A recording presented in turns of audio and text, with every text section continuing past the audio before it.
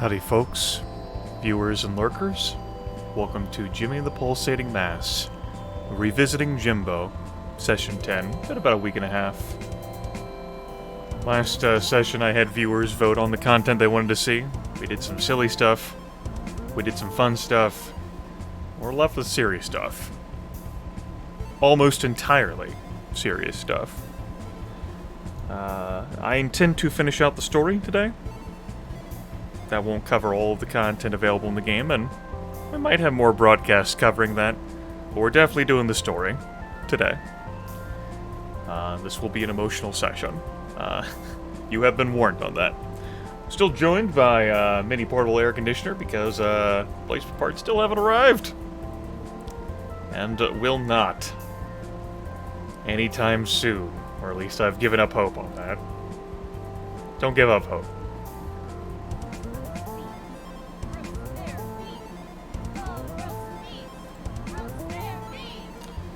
Sounds like the chant isn't as powerful as Jimmy and the Pulsating Mass music is. Unfortunate.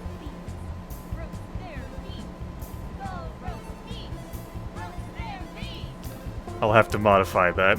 They're not as loud as Bob Page. Applejack, I appreciate all 5 of those.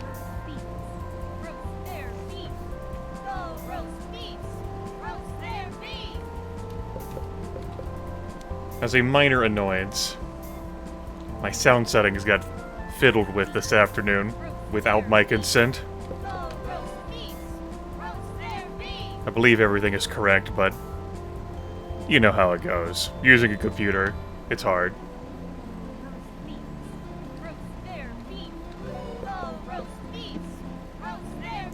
Alright, so I forced myself to apply myself and utilize furniture as I cleared out all these slots at the end of last session. We have the Scaly set. Everyone gains 15% chance to evade all attacks. We also have the Gym set. Everyone gains a 25% chance to counter physical attacks. And we have the Creepy set. Everyone gains a 25% chance to reflect magical attacks. Will this be at all relevant or useful to me? Not as useful as raw damage output would be, as I am very much utilizing the mindset of obliterate opponents before they even get a turn. Jimmy here, I'm pushing him to level 40 so I can have Mana Burn attached to whatever I choose. And we've got Intimidating Stare, which startles all enemies at the start of fight, gives us turn advantage. Reviewing gear, we have an Eradicator Ray along with Champion Gi, a Moon Rock, and a Witch's Heart. Helga's got a Perpetual Motion device. She's got her special calming bells for the Dark Dungeon. And she's got to be laying the smackdown with agility. Andrew, we've got an Encyclopedia set on him. I'm choosing to make him Strong Dad for a little bit. While Jimmy is utilizing magic, and I don't know how long I'll keep him like that. Lars, I adjusted his gear a little bit off-stream in that I put Pulverizing Light on. I thought about, my voice cracked there, I'm going through puberty. I thought about putting the Hyper Barrier on him, but since I'm so attack heavy and like I have like the first turn for free, I decided that I wouldn't. Might as well just keep the Cyber Kick on, combine that with Pulverizing Light, finish off enemies quick. We'll move on from there. Gotta keep the Luxurious Perfume though. And Insomniac's Robe so that he can't be put to sleep, though he can be sickened or immunodeficiencyed. Andrew is immune to all common status effects courtesy of his Sun Badge, and Helga is immune to all common status effects because she's Mom. He's also immune to Afraid. Okay. We're going to keep as Rotting Jack-o'-lantern. Just went over the furniture adjustments that I've made. Now we're going to take a little bit of a detour. Something I did not do, in the first playthrough. Private Eye! Hey, Chief was pretty embarrassing back there. Wasn't even kind of right. Probably thinking this guy doesn't know anything about anything. Can't blame him for that. But truth is, I'm actually the primo #1 private eye around these parts. If you've got something you're looking for, I've got the guts and the moxie to find it. I don't recall whether and I said I didn't, and I'm fairly confident that's true, but I may have used him to check. whether I had gotten a light bulb from a region or not, if I didn't put it in my notes. Speaking of, there was a toy box that I left in Rainbow Park. I didn't bother going back for it. I thought it for all like 30 seconds, and I was like, it's probably not important. So Inspector Ludwig here will give you clues on where to find a light bulb in each area if you pay him and then fight 5 battles and come back. I never utilized that, though. I talked about him a bit last stream because he'll run the race for you for Rainbow Park. I learned about that after my first playthrough. What you can do, though, is comb through and check places where you've already gotten light bulbs. For example, if I try to have him check the one from Legato Castle, you already found that one. But I have 21 of 25 light bulbs. There's 3 areas we haven't visited that have light bulbs, which means that there's one in all the areas I haven't been in where I've failed to go back for it, in which case it's the Blue Staff River. We don't need him to pay us, though. I know how to get that one. It was just a matter of I wasn't keeping notes for the revisit. Go get it!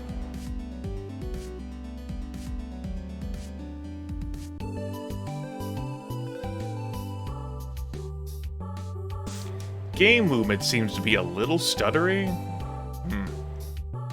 I recall that happening, late in the first playthrough as well. Not sure what's up there. Anyway, here's a light bulb. Ta-da! We don't need to fight fights. Blue Staff River, no challenge for us at this point. So, I figure what we're gonna do. Essential statement first. We'll then break that up with the most fun of the remaining sections that we'll do today. Then we'll do Jonathan Land. So, friends and I flew all the way over here from Giant Garden to get some sweet new flowers, but everybody got sick. Hey Drake, what are you writing in chat? What are you doing? Shh! I will fucking reach to this damn internet and suplex you, I swear to God. Sure, some of the flowers around here can be used as antidotes, so could you get some pollen for them? I do it myself, but I gotta take care of these luckheads. It's a real drag. So we got a Buddy Bee here who's gonna puke till he dies. He's got this Buddy Bee who feels sad and doesn't even know why. Don't want to do anything today. This Buddy Bee feels pain all over. Hurts when he sits down, hurts even more when he tries to move.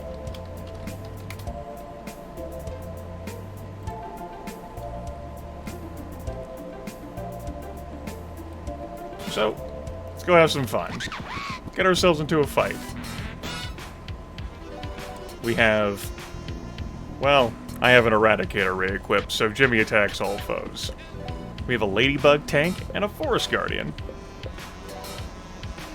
We're not here to play around, though. We're here to obliterate. So let's obliterate it. Combust. Throw out an attack. Get to work, kids.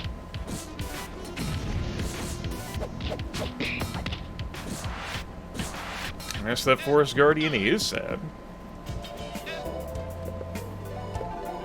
That is Jimmy's empathetic face.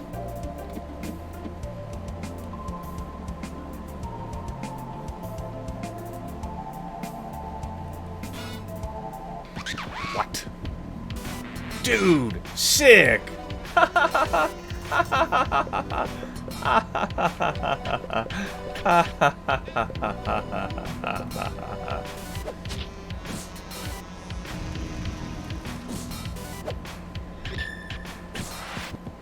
Don't think so. I'll take that 10,000 XP.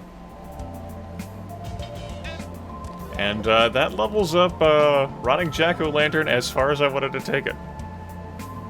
To level 40.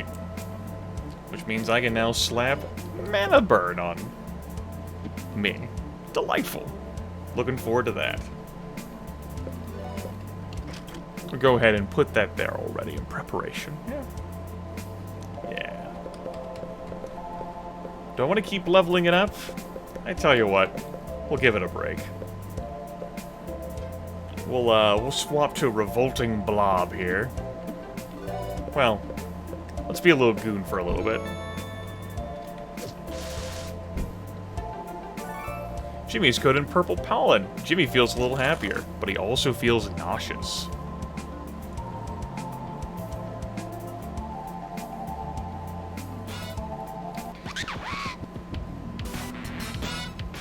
Okay.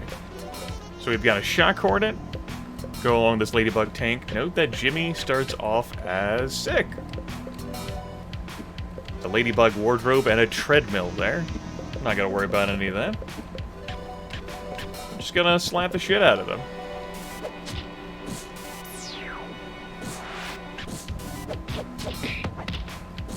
Ta-da!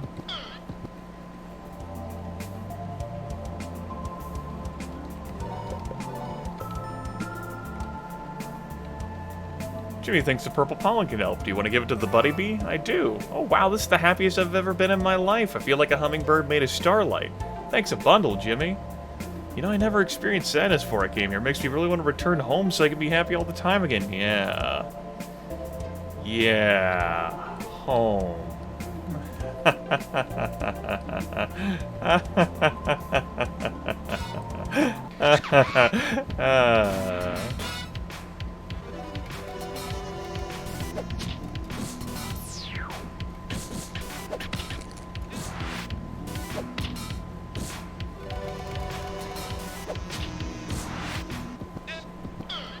I think I'm going to give our friend enemies here a chance to demonstrate their moves. I think that's sporting it with me. This is an opportunity to see that content.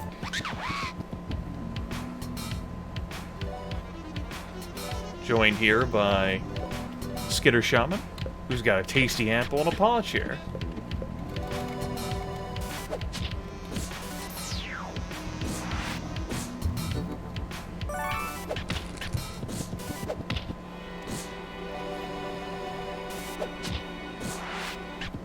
I don't think first aid's the way to go.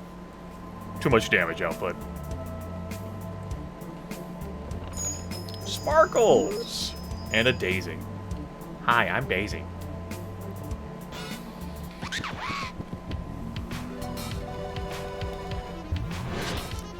Shock Hornet moves forward and attacks with blinding speed, because of course it does. That's its incredible power. Sometimes.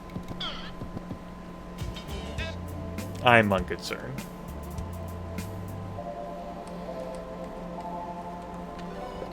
How much longer do I tend to carry this form? You know what? We'll just use this form throughout this level. What the hell? Oh, 3 of them? Oh my. Well. I don't take this. I have a God-given right to lose my mind. Well, that's not happening here, Applejack. Shock Hornet runs in place. The other one also runs in place.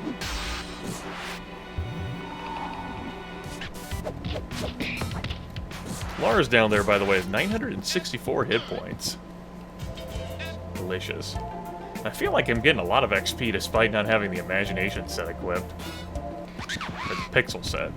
Yeah, it's the Pixel set. That gives the extra Imagination and normal XP, but oh well. I'm just too good.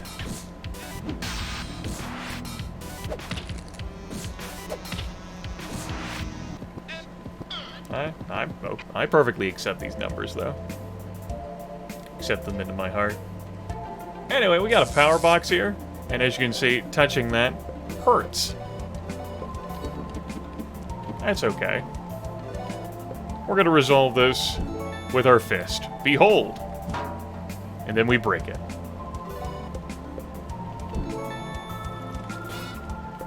You don't have to resolve that with punch, but why not? Because punch, remember, is an optional form. A porcupine suit. Tell me more. Counters physical attacks. I mean, it makes sense. We put that on. Yeah? Yeah, but I like Lars being immune to sleep. So we're gonna keep that as is. Let's keep walking around.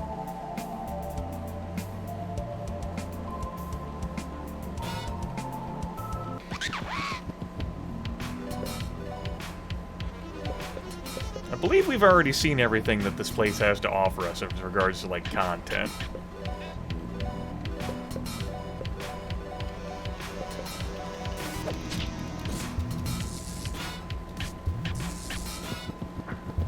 Ha! Lars actually evaded that and then got a beautiful reflect there.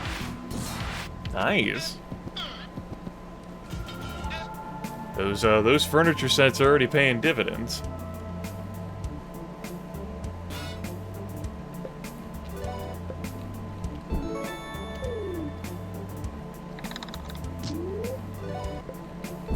There.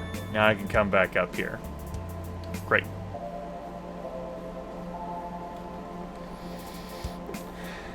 Here's the destination point for progress. Let's put that off. Jimmy is coated in red pollen. Jimmy thinks it's good for him, but he also feels weaker.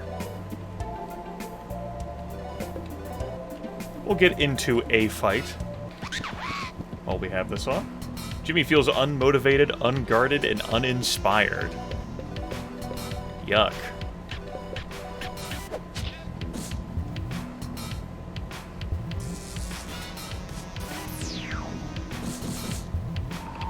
Debuffs across the board. Ooh, nice reflect again.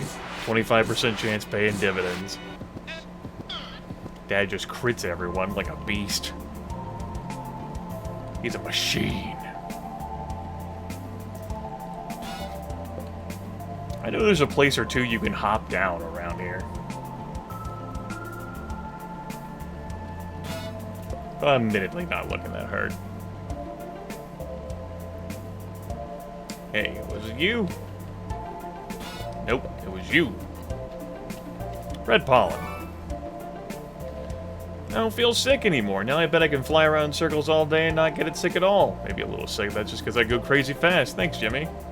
Can't play with your friend, you can only eat boring food when you're sick. I think I'm done with seeing pop-ups now, though. Showed off all the enemies, and while we could certainly run into more super rad ghosts, I think we'll get over it. Besides, I don't have my intimidating stare on. We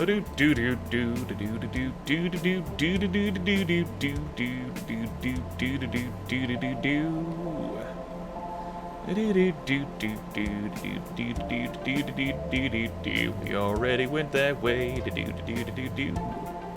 Now let's go this way. Jimmy is coated in blue pollen. Jimmy's muscles don't feel as sore, but he also feels sleepy. Sleepy Jimmy. And you can see the prize for helping all of those buddy bees. We also got confidence with the music track of this area, City of Phosphorescent Moss. Well, let's go. I don't think there's a quick jump off point, so we'll just steer ourselves around. Climb up this and carry on with our business. I guess if I use the VIP pet, see, I don't know whether I'd probably lose the effect of the pollen if I did that. It's probably for the best that I do this. Besides, it's not that bad. Alright. Feels like a big weight's been lifted off me. I'm so light I can run a marathon. You're a real peach. It's like one minute I was fine, the next I just come out the wrong end of a trash compactor. It's not much, we found something cool over here so you can have it. Just right over there behind where I was standing. Hope it wasn't too much of a hassle. Ta-da! Can't wait to get back to the hive. Something about being so far away from home really gets to us buddy bees. Alright. We gave pollen to the bees and they feel all better now.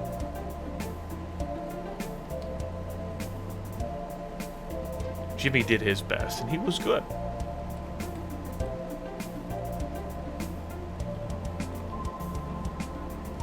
Yeah.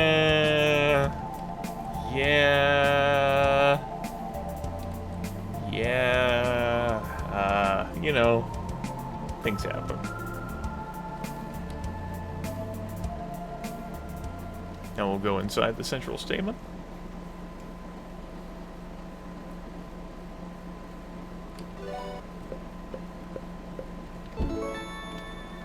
Jimmy's nose puckers at the dead, sterile smell. We head back out here. Jimmy kind of wants to go to sleep. Jimmy does have a different reaction each area, provided he is not spooked by it, in which case you'll just get dots. Alright, you know what? I'll give this boss a chance. There's a boss coming up. I'm a nice person. Which form do I feel like using? This one? You know what? I'm in such a good mood. We're gonna go into this form, my weakest form. Didn't even take off the bubble. That's right, Applejack.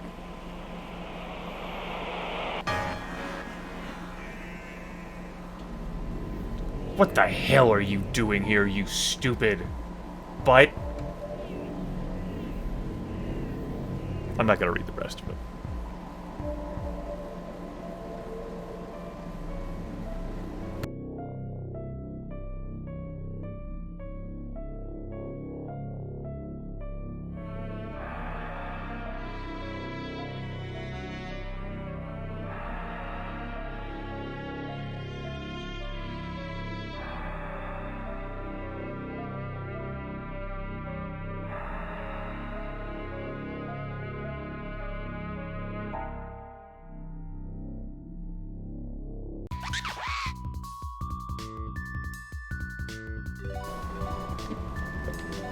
This is Jimmy. Angry, profane, 8-year-old Jimmy. These things happen. As I said, we're gonna give this boss a chance. We're just gonna see what happens. Alright, we're not even gonna use analysis. I think that's pretty sporting of me.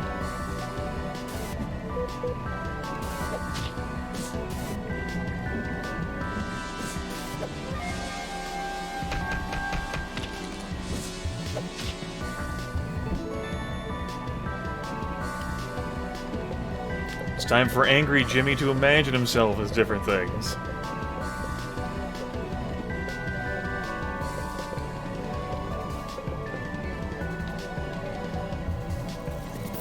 Oh, counter stance. Beautiful.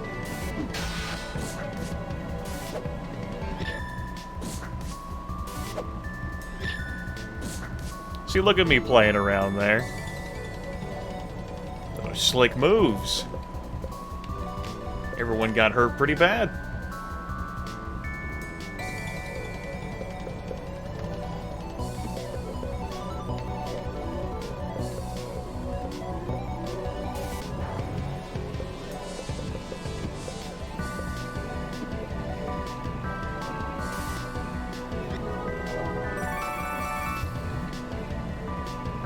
Jimmy smirks like he knows something you don't. Well, maybe he does. Maybe he does. Psych.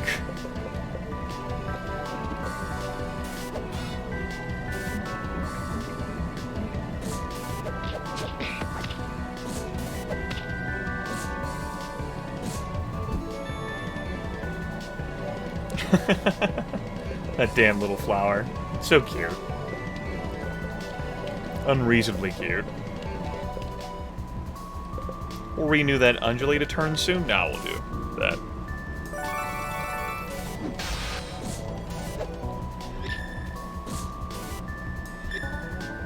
Throw sunlight at Lars. Oh no. It's that damn bourbon, it's got a given right to go nuts.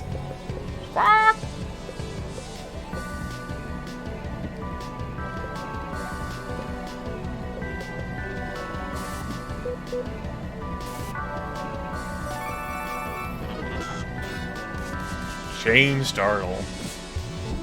Disgusting. It's Grumble Bear.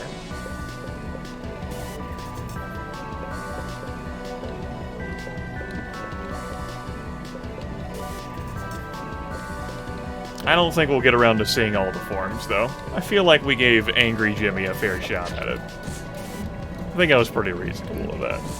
It's more reasonable than I've been towards other bosses. Unguarded, though. Yuck. There's Rotting Jack-o'-lantern.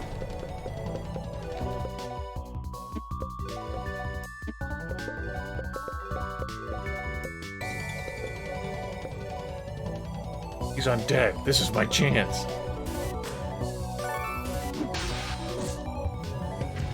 Note there the resistance from the physical. But the extra from the holy.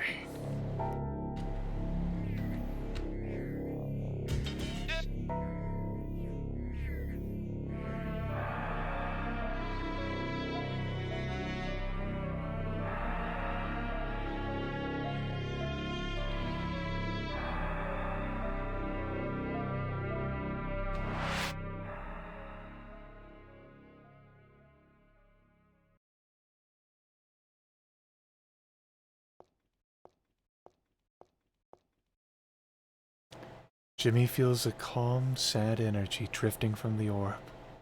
Would you like to touch it?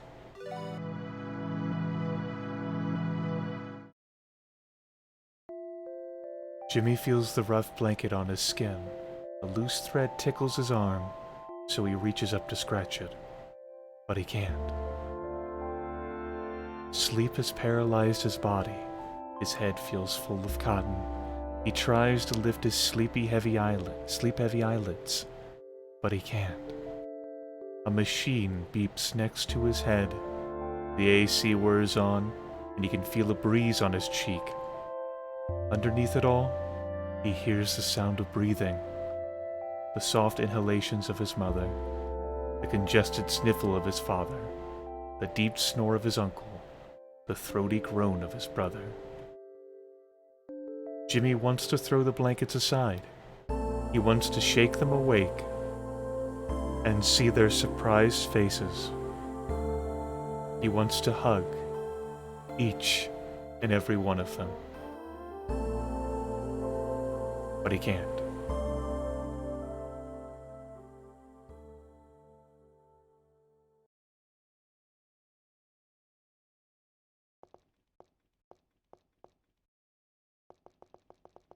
Yep, even gave Angry Jimmy a fair shot at it and everything. I'll now slate through the forums and have some fun. 'Cause I'm such a damn good sport.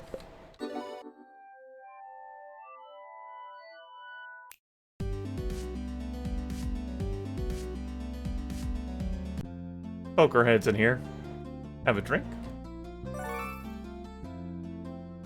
If you're just tuning in, our 3 furniture sets for the day are Scaly set,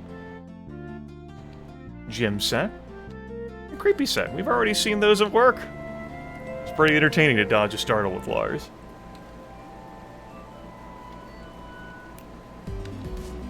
Okay. Let's go to the most fun place that we're going to be visiting today. That's here. The Great Triangle.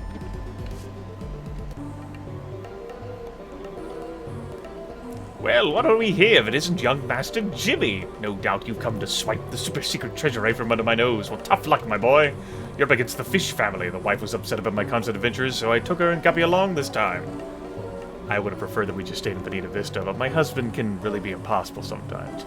Don't hang out friendly with Jimmy, he just wants to get close to us so he can steal our treasure. Now, Guppy, Jimmy is a dear friend. We go way back, you see.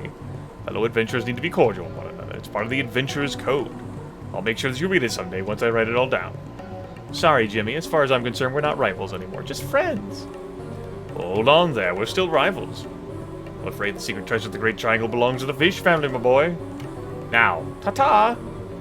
Wait up, Dad! This isn't good. They're both so reckless. My husband was warning us all the way here about all the horrible traps. If you'll excuse me. Let's see here. I will keep this stuff on, and I'll keep using this form. It is my weakest form. We're gonna take a break from things and just level up my fancy.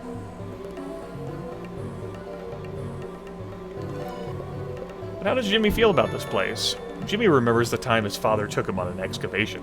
He got dirt all over his clothes and they found some bones. It was a real adventure. Alright. Grimith narrows his eyes. Okay. We do that later. Grimith nods. Let's have a fight. It's our friends Hexagon in Science Guardian. Ooh.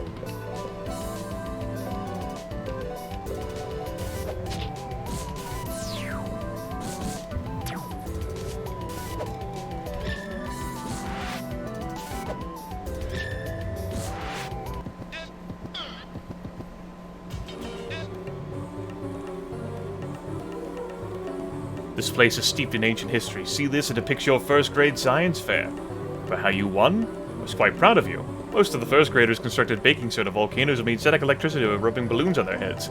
The carbon dating experiment we did together was much more advanced. I knew you were smart enough to understand how radioactive iconotropes could be utilized to determine the approximate age of our samples. I really enjoyed working with you. You were the perfect lab partner. Well, we should be moving on.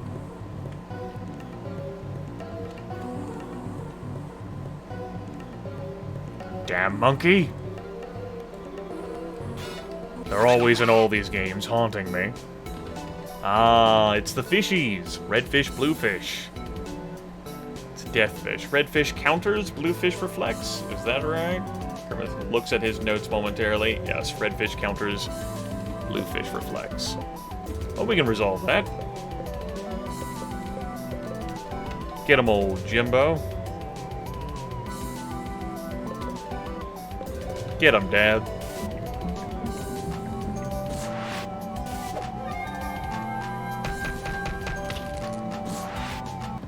Good.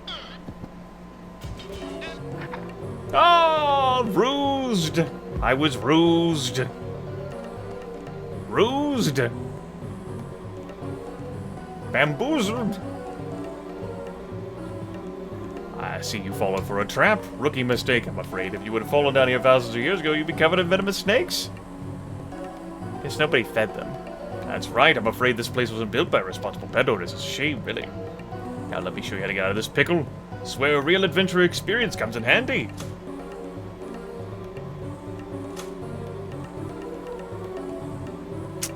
Real adventure experience.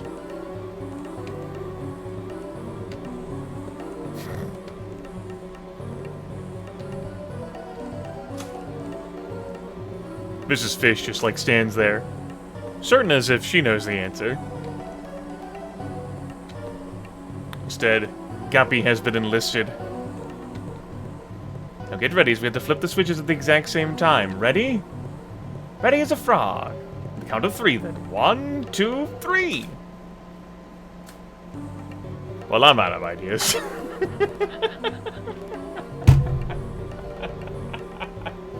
I forgot about that. If I'm being totally honest, Manny used to get us out of situations like these. If you're done, I have some ideas.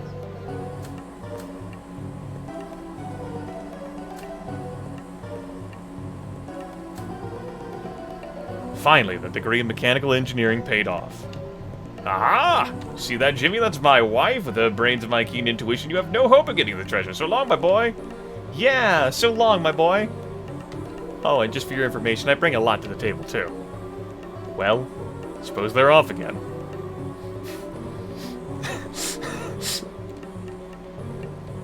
Guppy is adorable. So, we were down here. Good place, everyone. Yes. What you got for me? Certain death and destruction. Ooh.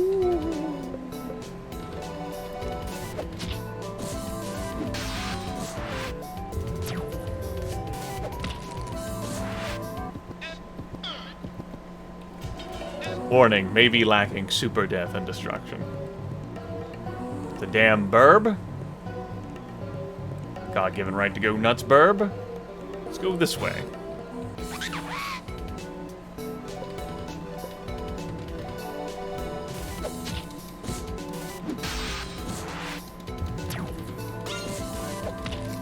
All right. Eat it.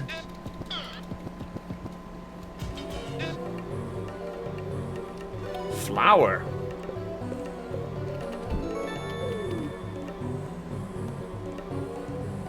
Light bulb. Ta-da! One more to go.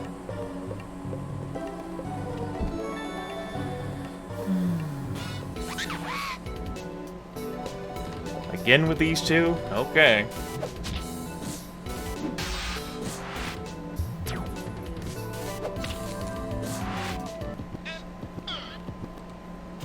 I'm trying to give the enemies a chance to show their stuff. Oh well. I can't do everything for them, you know?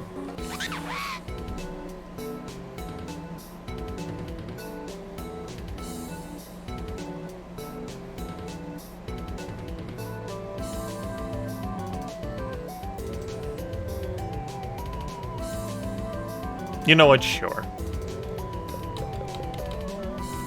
What you got, Super Rad Ghost? You can't trick me, buddy. Super ennui. And then he leaves. As we showed off earlier this stream, and in streams in the past, he's worth 10,000 XP.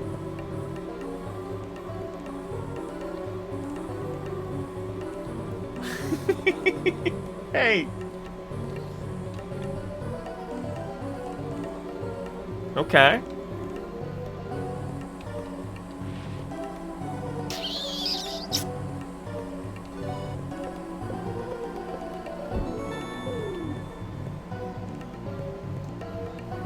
Hey.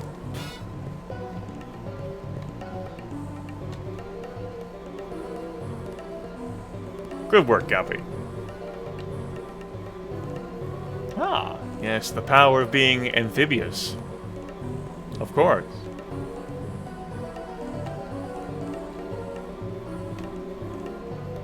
See you later, Guppy. You fucking cute, adorable kid, you. Over here, we've got disembodied eyes and a spinning top.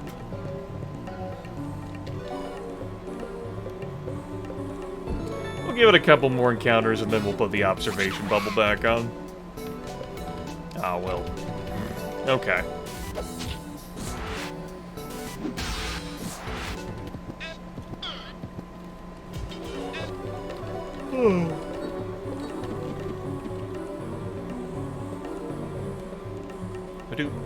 Do. Spooky. Sarcophagus. Ah, it's bluefish. My word.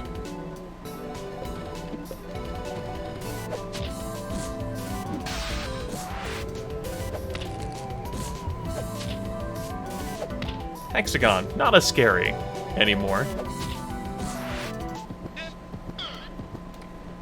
Don't even need to steal sides.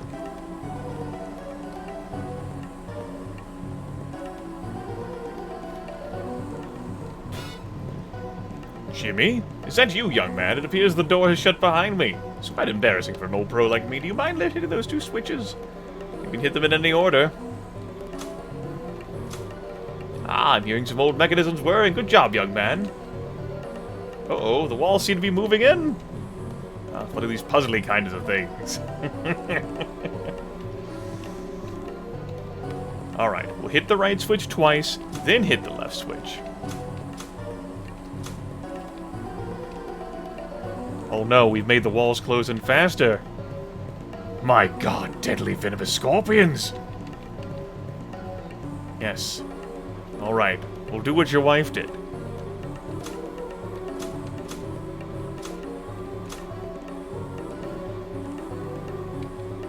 close ones are all part of a being adventurer. And so we rescued him. Giant, deadly scorpions, everyone. Not many people take time out of their days to speak to scorpions. That's refreshing. If I feel threatened, I'll still sting you, though, just like that guy that was crying in here earlier. We could shake the scorpion. I don't feel like it. Scorpion just hanging out there, having a good time. There's no need. Dude, sick! Bye. One more fight, and then we'll put the bubble back on. Hi. You know, if you can, it might just sting me anyway. I don't recall ever trying, though. I think I'm good. Hey! Let's have our one more fight.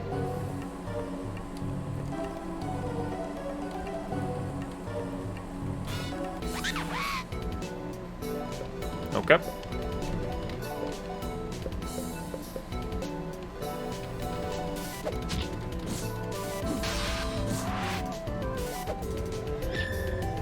Alright. Delightful. Pity-style vampire already up to level 15. That's no surprise, though, considering how low level it was. Now caught it up with revolting blob. Hooray!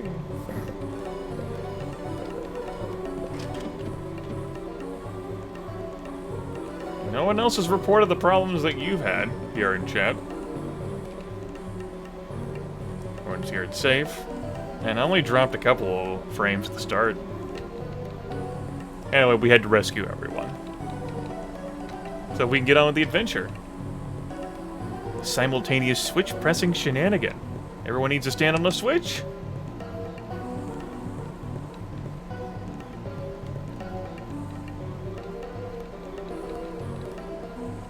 But, looks like they need me. Because of course they do. You're welcome, everyone. I'd add you to the crew, Jimmy, but I'm afraid only fish family members can apply. Plus, I still don't feel like sharing the treasure with you. Sorry, my boy! You think we can fix up the sea worm with all the gold we'll find? I'm sorry for their lack of manners, Jimmy. I'm sure they're grateful for your help so far. I know I am.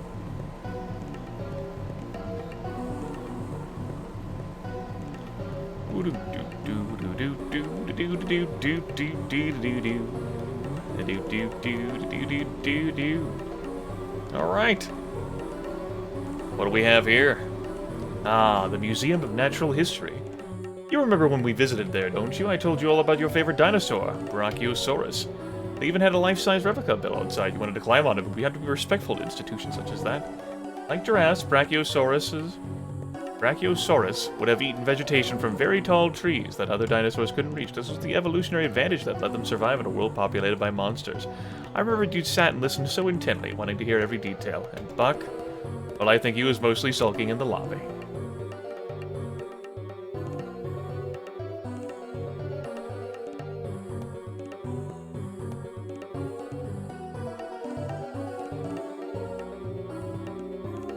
Hi. Guppy has gone crawling through a tight space. And it's up to us, once again, to save Christmas. 'Cause that's what we do.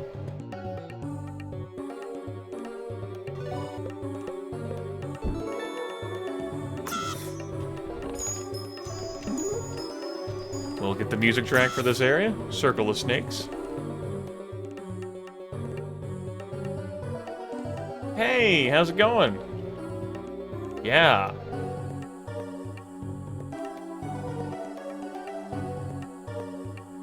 Guppy, what you did was very dangerous. I'm glad you're excited, though. Alright, you do that. You got it, Guppy.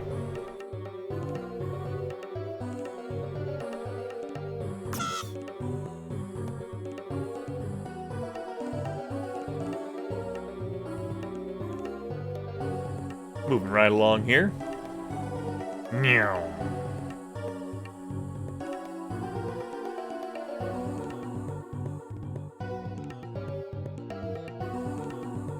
Okay. Next up, That's a curious one. How did this get here? I drew this when I was a young boy about your age. You must have seen this when we were looking through your grandmother's boxes in the attic. This is a picture of my old imaginary friend. He was a Tyrannosaurus Rex named Colby. He was blue and covered in orange spots. I used to ride him and go on all sorts of adventures, in my mind, of course. What's that? Do I still go on adventures with him? Oh, Jimmy. A paleontologist now. Dinosaurs have been dead for millions of years.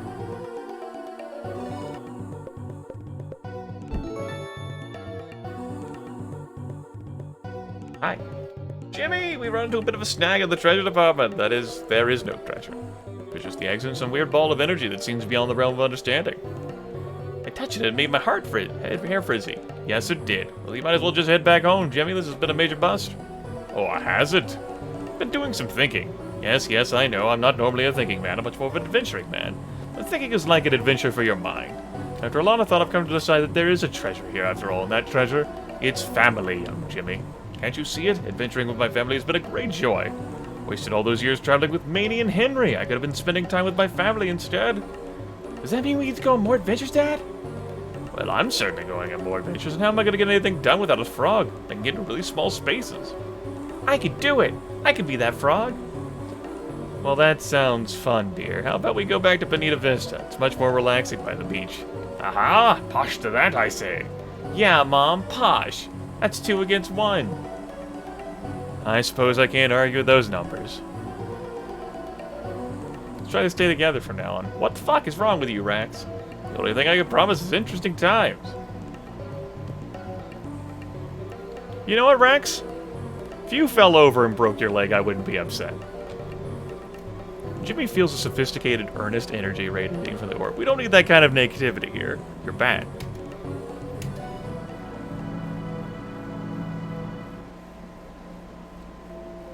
Jimmy hears words, too far away to be intelligible, drifting around him as if he were underwater. His father's stern, confident voice cuts through the noise. What are our options? The man replies. All we can do at this point is let it run its course and hope for the best. Jimmy's father's presence looms over the room. It's just a problem. Problems have solutions. Now solve it. The door snaps shut before the man has a chance to respond. Jimmy feels his father sitting on the bed next to him. He hears pages being flipped in a book, slowly, minute after minute. Minutes turn to hours. Jimmy can't keep count anymore. He feels the warmth of sunlight peeking through the window. The pages never stop flipping.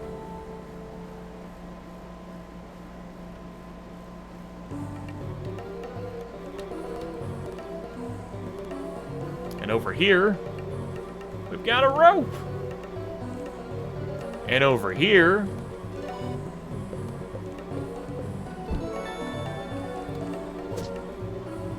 we've got a crack. Well, we know how to resolve cracks. Get it, Punch. Hi-ya!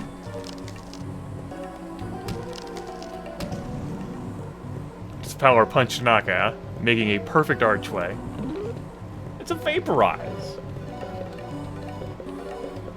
The Vaporize is a 600% magical damage, 5-turn cooldown attack. Delightful.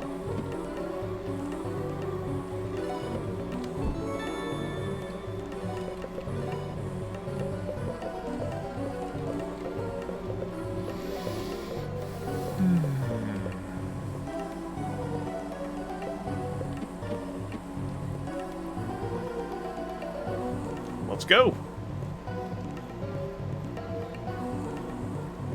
Over here momentarily. For there is something else we must do before we depart. And that's get this toy box. Which is a graduation robe. Simple success. Looks poised. Look poised. Don't trip. Increases magic attack and magic defense by a little bit, but probably is not worth wearing. Yeah. Probably not.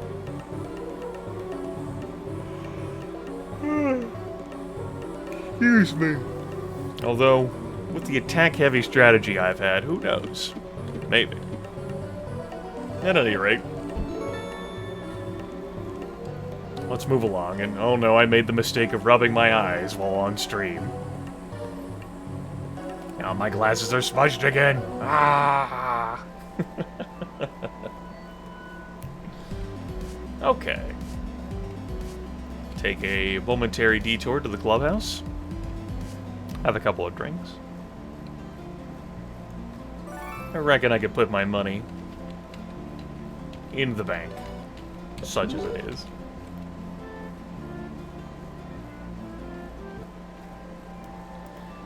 And our final spot, Jonathan Land.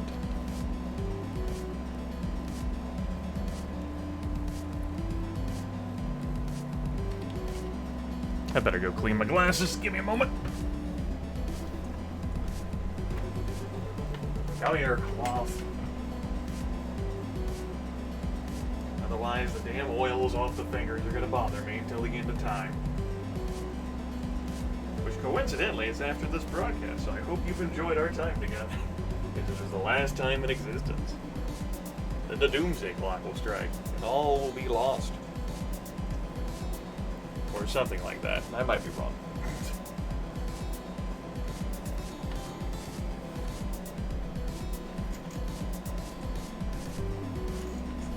Okay, Jonathan Land. Let's go. Spooky scary time, which means seems reasonable to stay a vampire.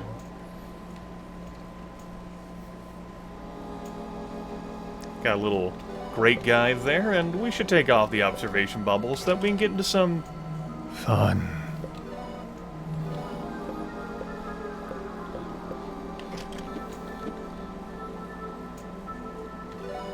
At first, how does Jimmy feel about this area? Not great. Any of you in chat scared of carnivals?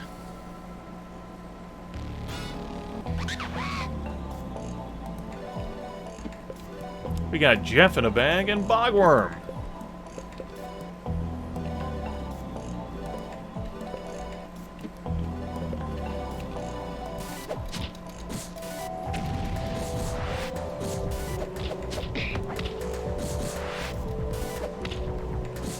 Jeff in a bag has a chance to pop up. Oh no. I think there's 4 different variants of Jeff in a bag.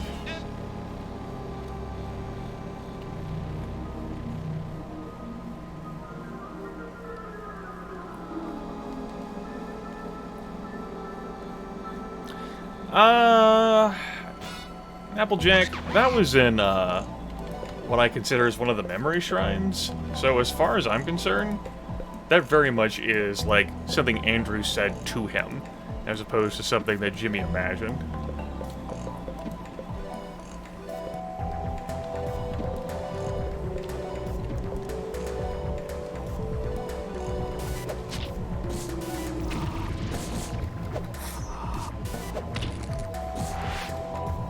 This bagged face is Jonathan's. Because of course it is.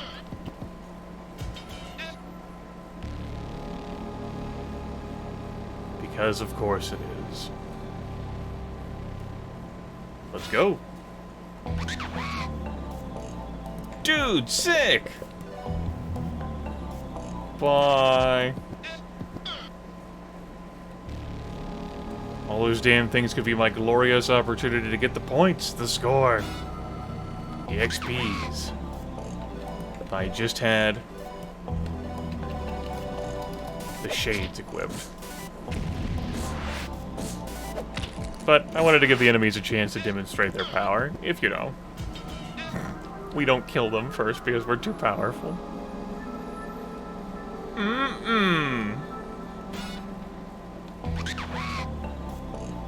Ah.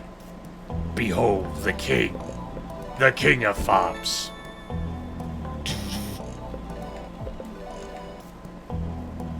You know, we showed him off before. He's just not worth my fucking time.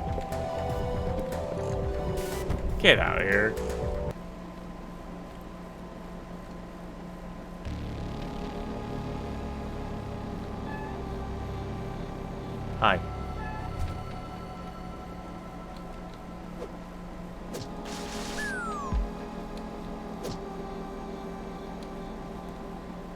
Let's move that to the door and not worry about that dumpster. No dumpster fires here, no sir.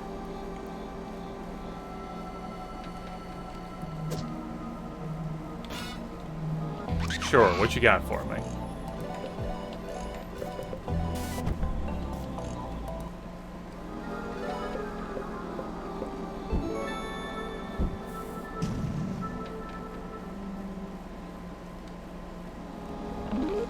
It's an apocalypse jacket. Tell me more. It has power, real power. A leather jacket adorned with bird skulls and what appears to be part of a steering wheel. Definitely does up Dad's attack, though I must say I do enjoy him in the doctor's coat. That said, he's already got a sun badge, so what the hell? Put it on. Apocalypse Dad.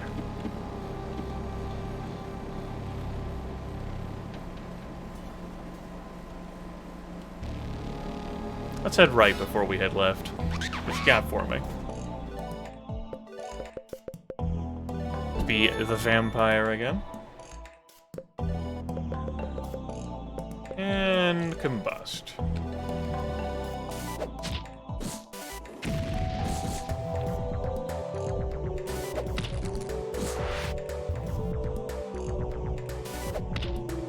A huge gulp of air. Don't do that.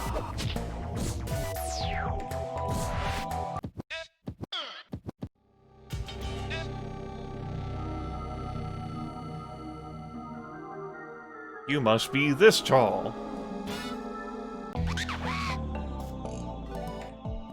It's Jeff in the bag. Alright, we'll give them all a chance.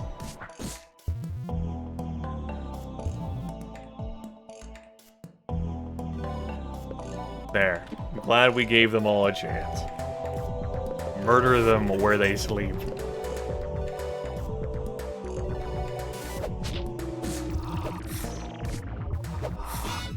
Oh no!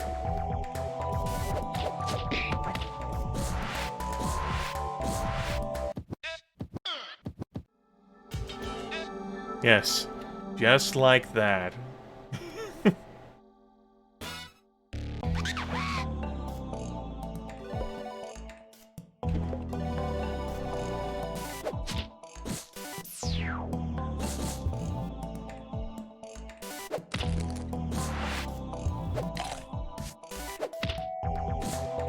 Worm there deals a decent amount of damage.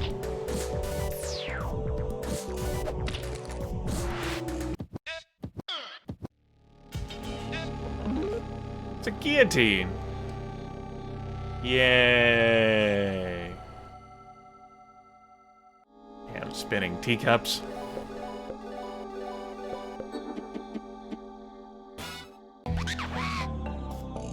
Alright, we'll give them all another chance.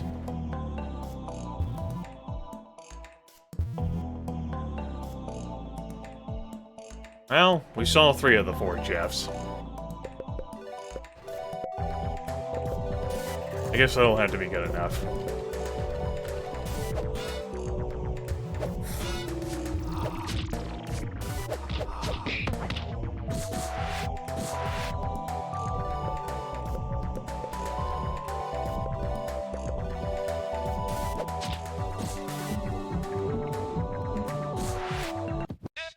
Damage number 777. Even without the pixel set, the levels are pouring in.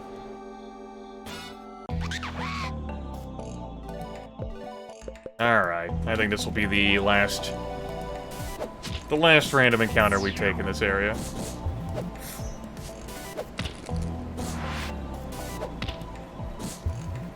Jeff in the bag pops open! It's the eyes again. Go for the eyes, boo!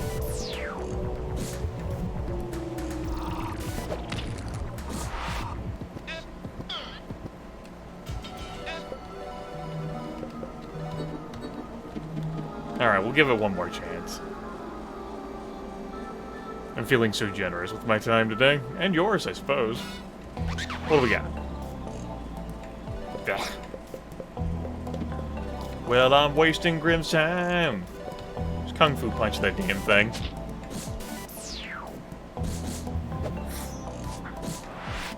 Nice counter, Mom. Yeah. Yeah. Good work, Dad.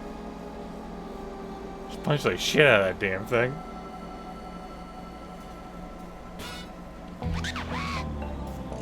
One more chance.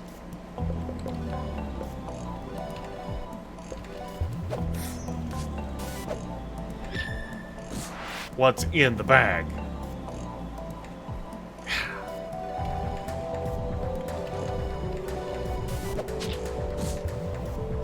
Jeff in a bag is glaring at you. Alright. That was our fun with that.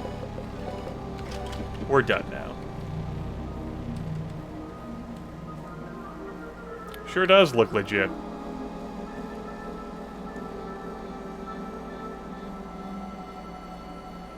Looking good around here. Looking good. This desolate carnival.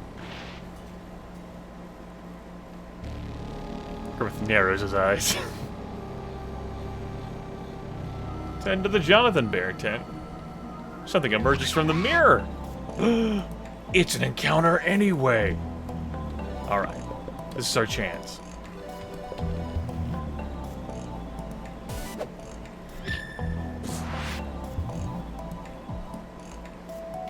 Yay!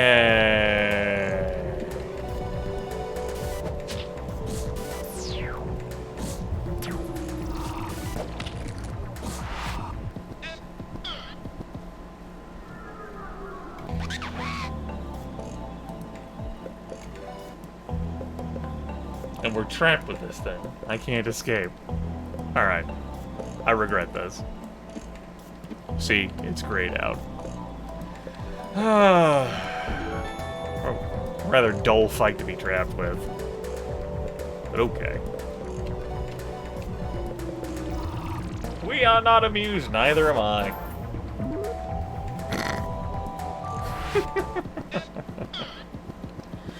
I guess I'll take the $10,000? Sure.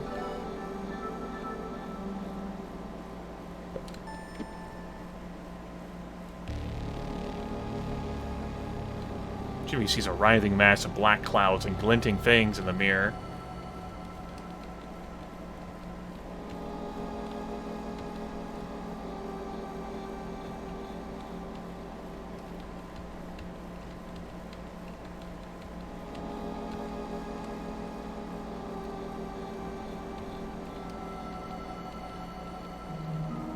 Jimmy brushes off some dirt from his jacket.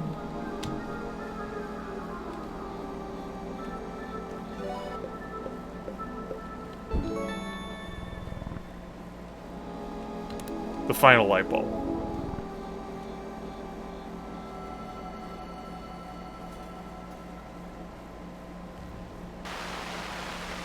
I'll mute my microphone.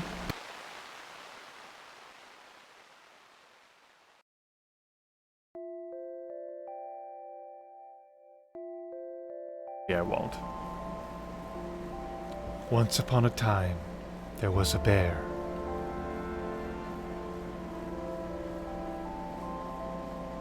He was a fuzzy, huggable little thing, filled with soft cotton stuffing. He looked just like the world-famous Jonathan Bear. He lived on a shelf in a department store surrounded by other bears that looked just like him. Every day, children would look at the shelves and take his friends. But they never picked him. More bears were added every week, and he was pushed to the back, nestled behind fresher, newer, better versions of himself. The new bears would talk when you hugged them. Their fur was a softer, finer fabric. They had real velvet pads on their feet, tickled their noses, and they would laugh. He had none of those things. His fur was coarse by comparison. His feet were some sad nylon blend. He couldn't laugh or talk, no matter what you did. One day, something changed for that bear. There was a boy looking at him. The boy wasn't looking at the other bears at all. He was looking right at him. In the boy's eyes, the bear could see all of the things that made him special. His fur might have been coarse, but it was a little bit longer, just like Jonathan's. The pads of his feet might not have been velvet, but they were just the right shade of brown. He couldn't laugh when you tickled his nose, but everyone knew Jonathan was ticklish on his feet. He didn't talk when you hugged him, but he also didn't have a hard plastic battery compartment and speaker inside. A hug felt like a real hug from Jonathan himself. But the boy had a mother, and the mother had seen his price tag, and shook her head. There were tears in the boy's eyes, and the bear wanted to cry too, but he wasn't made with tears. Later, the boy returned. The bear wanted to jump and dance, but he wasn't made with muscles. The boy looked up and down the aisle. He fidgeted. He chewed his lip. Then he snatched the bear and stuffed him in his shirt. The boy ran. He ran and ran and ran. He ran all the way out of the store and into his mother's car. The bear had never been happier. He played with the boy every day. They made a fort from bed sheets and couch cushions. They watched Jonathan Bear together every day. One time he defended a kingdom from a squad of plastic army men. Another time he got to fly off of a ceiling fan. Once he hugged the boy for an hour before the boy stopped crying. Every night the boy made room for him on his pillow. But things started changing. The boy played with the bear less and less. Sometimes the bear would just sit on the bed for days. Eventually, the boy started to leave him under the bed at night, next to the dust bunnies and forgotten toys. One day, the boy picked up the bear, and the bear looked into his eyes. He no longer saw love in the boy's eyes. He saw guilt and shame. The boy placed the bear into his closet, behind a pile of old clothes, back where he could never see him. And the bear sat there for months and months, in that dark, sad, lonely place.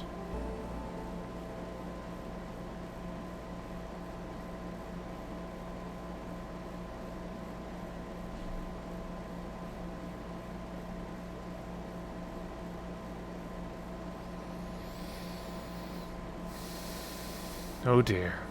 We really did a number on him, didn't we? Maybe you weren't a bad bear after all.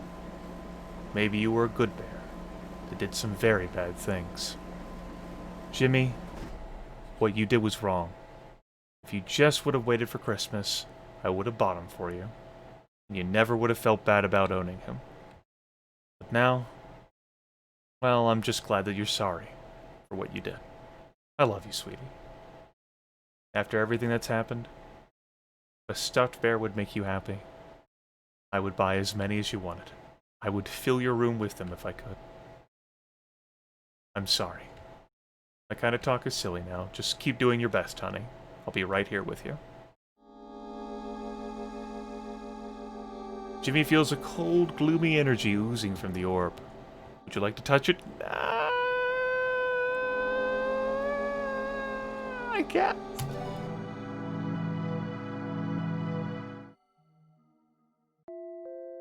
Jimmy hears the click-clack of his mother's heels on the linoleum. He can feel a presence behind her, watching, always watching. Every day the same feeling, the same eyes. A trembling, spidery feeling trickles up Jimmy's back. The sound of his mother's pacing has stopped. "Look at you," she says. "You've gotten so dusty." Her hands beat on fabric, and for once, Jimmy can't feel the gaze anymore. She coughs. She tries to clear her throat, but she just coughs more. She coughs and coughs and coughs. Soon, the coughing has changed into deep, heavy sobs. Has it? Her sobs catch the words from her throat. Has it been so long?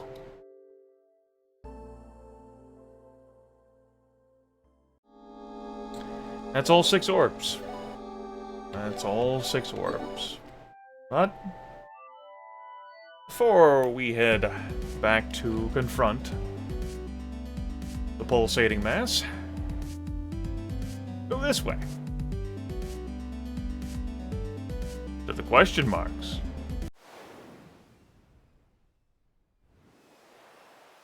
Hello again, Jimmy. You seem to have found 25 light bulbs so far. Hey, I bet the door will open. Try it out. I think, we're gonna take normal Jimbo here for a cruise. Means we really won't be able to make use out of positive work ethic, but let's go ahead and make use out of some other things, like Brainiac and Sharp Claws. Maybe Flighty? What do I feel like using? Magic attacks or normal attacks? Probably normal attacks instead of magic attacks. Means we'll take that off. We'll keep Intimidating Stare off so that we can see some extra content from the enemies. So, and positive work ethic isn't going to matter. I'm just in base Jimmy form, so... Early riser. Sure, no one likes to fall asleep. Let's throw out some, rampaging, just in case I feel like using that. I think all the other stuff can stay right off. Ostensibly, I should, make a pit stop, though, before we get too involved in here.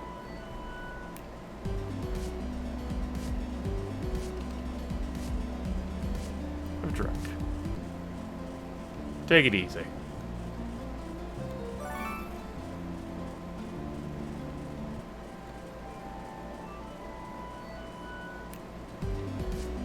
Hooray for the problem being resolved.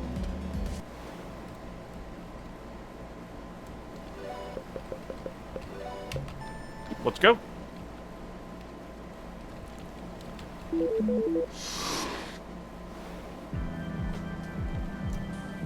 Jimmy stays quiet. He feels he's in a sacred place.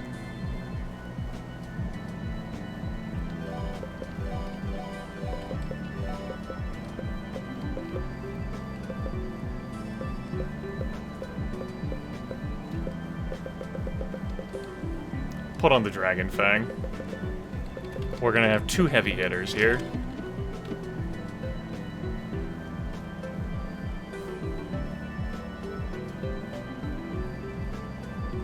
Two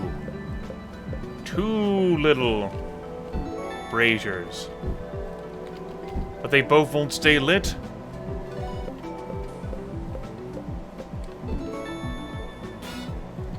What do we have here? We've got ourselves Scorchy, Gusto, and Prayer Flower. Well, Scorchy, Gusto, and Prayer Flower. No one's got time for any of you. Let's do this.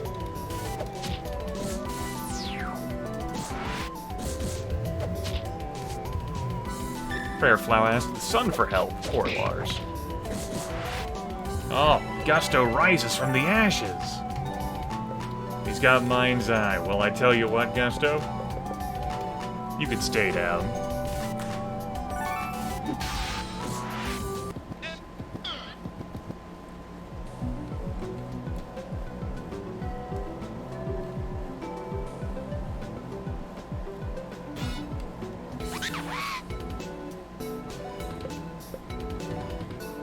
Look at that smirking, shifty guardian right there, the fire guardian.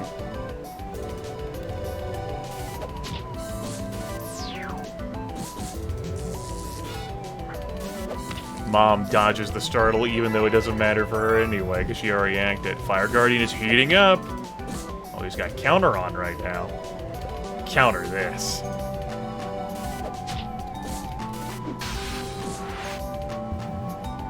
Gusto's chanting a strange language, but it doesn't help him.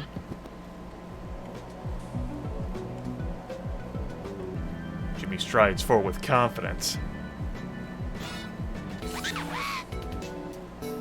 It's these same two chuckleheads again. She'll just perform the same actions, the same inputs.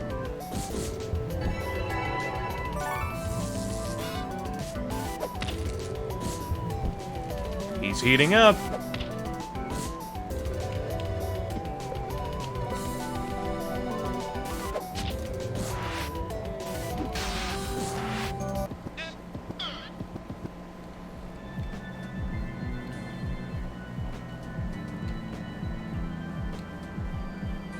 I needed to go that way first. Yep.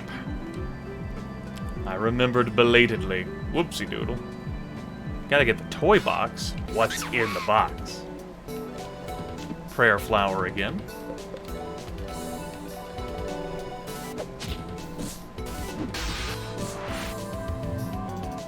Prayer flowers, pray. Pray to whatever gods you worship, flower. Your time of reckoning is at hand.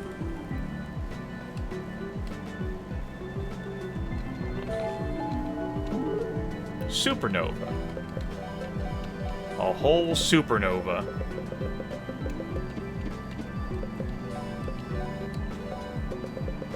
Tell me more. Hitomi only. The energy of a supernova was captured in this glowing orb.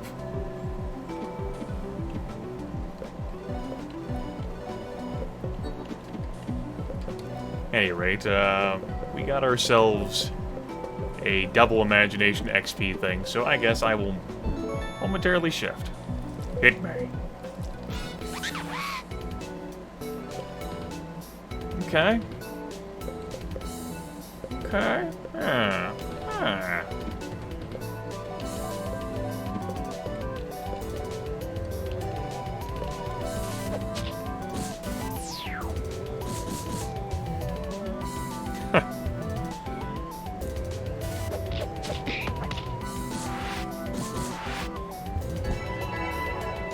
Get up! Then he did. Oh no! Chain startled with for a shit ton of damage. Ha ha!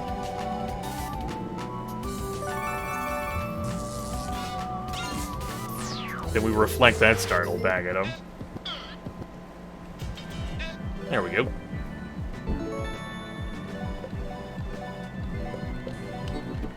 We'll give it one more fight. Then we'll put on the observation bubble and just walk around. As I've shown off stuff that's here to see. Oh, here we go. Yeah. It's a good thing I gave that extra one, because we got some smoke. Some actual genuine smoke. Let's throw out a mana burn and a combust, because we don't have to take shit from smoke. Those are the rules. We might have to take shit from smoke. Jimmy can't be put to sleep, you fool!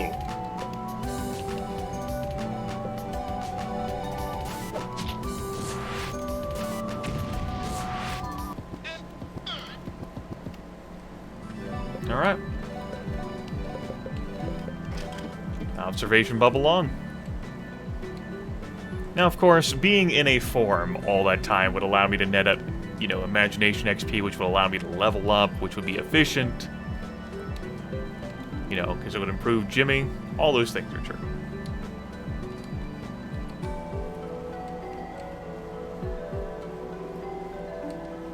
Look at how dead this area is. Dead and scorched.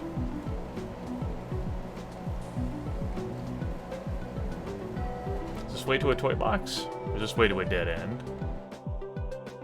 This way is to whatever this way is to. And I can't answer that. To a fountain. That's pretty useful.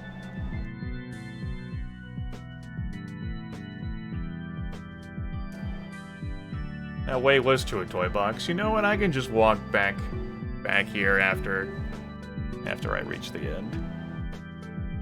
No big deal. Oh.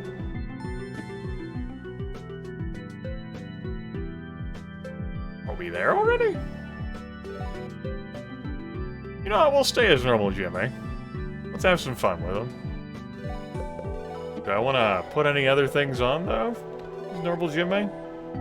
Want to do anything else?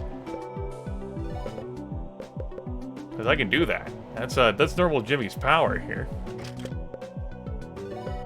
He has that tech.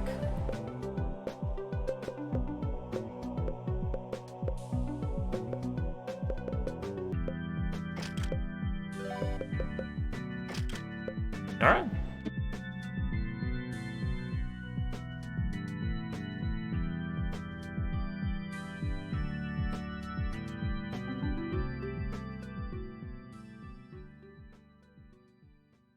Howdy.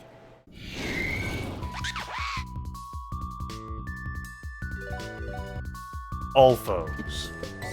It's a phoenix. What you got, Phoenix?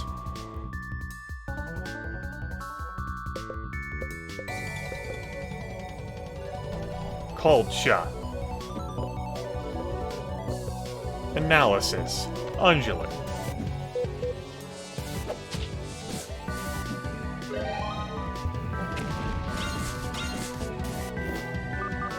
Well, I'm glad that reflect happened before the analysis. I thought about that. Like, boy, that'd be unfortunate. Mana burn. Rampage.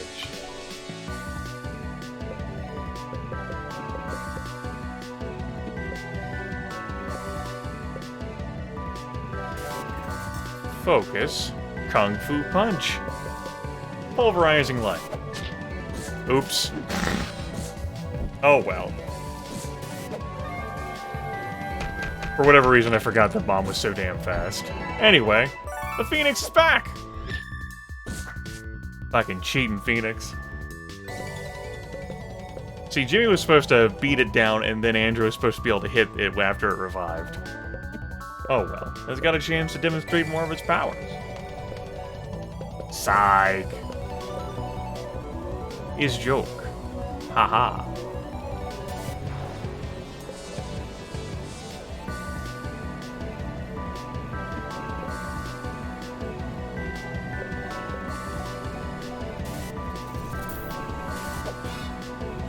I don't know why I chose counter stance when I was tired. That's the problem. It's been a long day. I don't have a good excuse.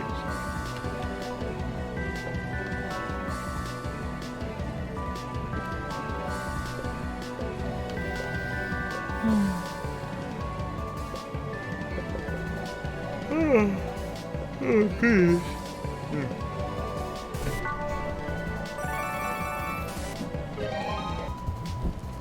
He's heating up.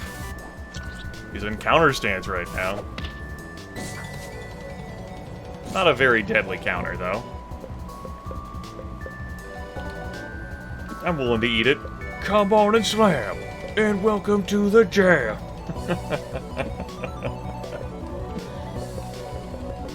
Could also throw a Roman candle at it. Aha!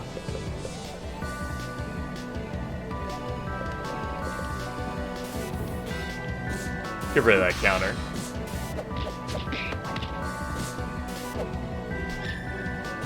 And Lars finishes off the Phoenix. 21,000 XP. And Jimmy levels up.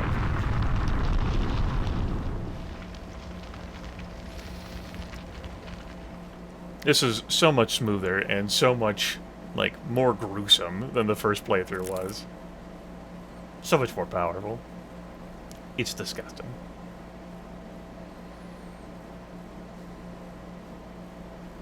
Anyway.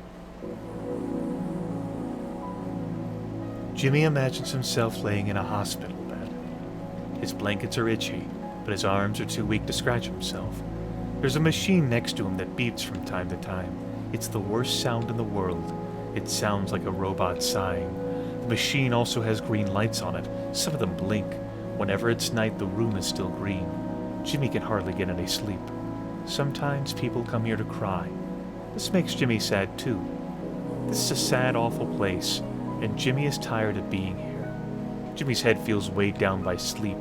The machine sighs next to him. Jimmy's eyes close anyway. The world drifts far, far away.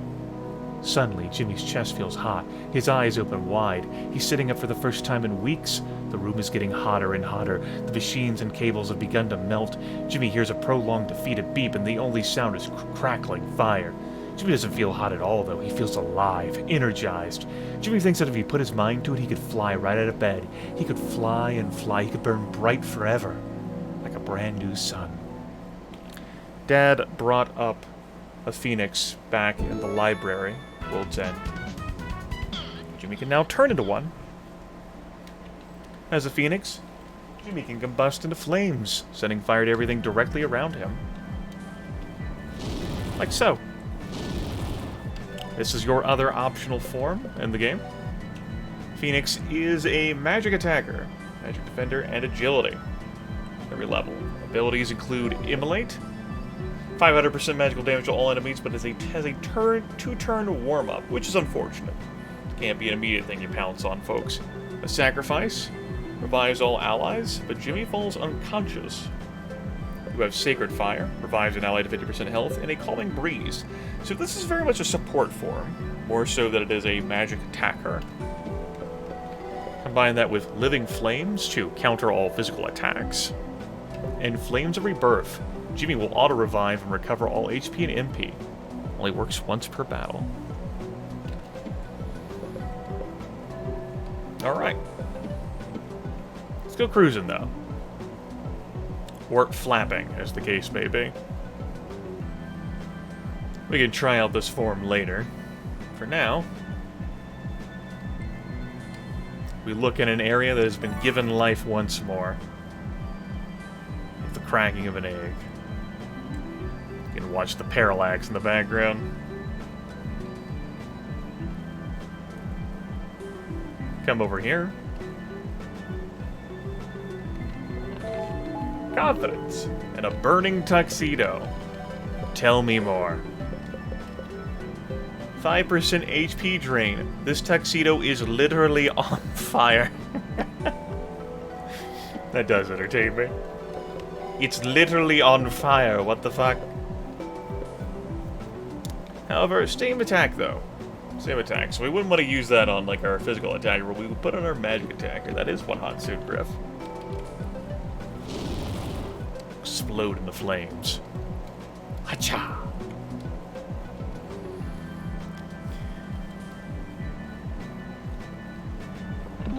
We have Glass Cathedral, the music track for this area.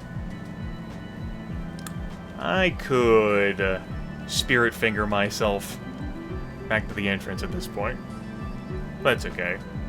We're not too far for it, so I'll just flat the rest of the way.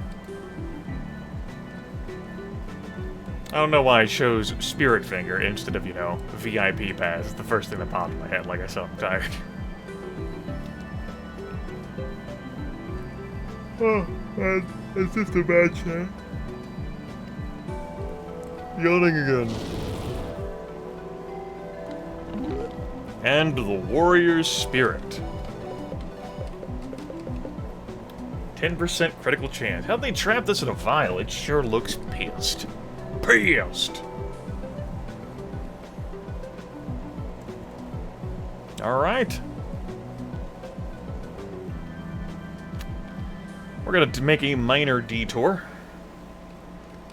Hey, buddy. Of course, I understand. A low-level goon isn't brave unless surrounded by his friends. Hey. Snap out of it.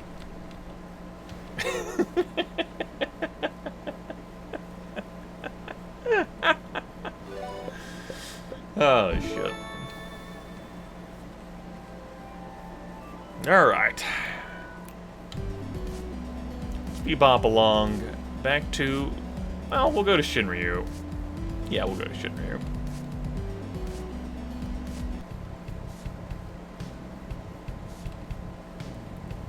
Why don't we withdraw some money and make some acquisitions? Not that I think they'll be required. I said withdraw money, Grimith. Let's try that again. We have $300,000 to our name. Let's spend some of it. Choco Cola. 2 Super Choco Colas.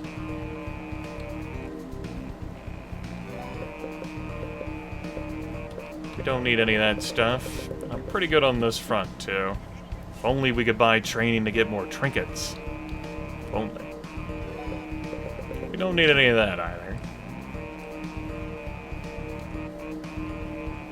Man, if everyone could equip a 3rd trinket. Ah. Then Hitomi could have, like, a 4th trinket.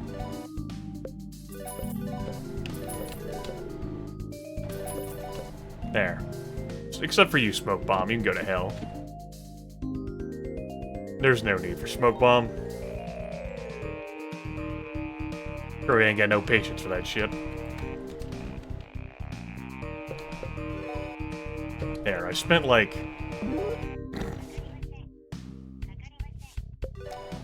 Spent, what, $80,000 there? On items I may not use. But I have them. Oh.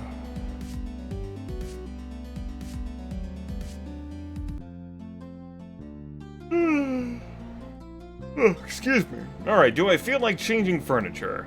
The answer to that is no. We will remain with the furniture sets I chose before the start of this broadcast, which is a reminder, Scaly set. Everyone gains 15% chance to evade all attacks, which has come up. Jim said everyone gains a 25% chance to counter physical attacks, which has come up.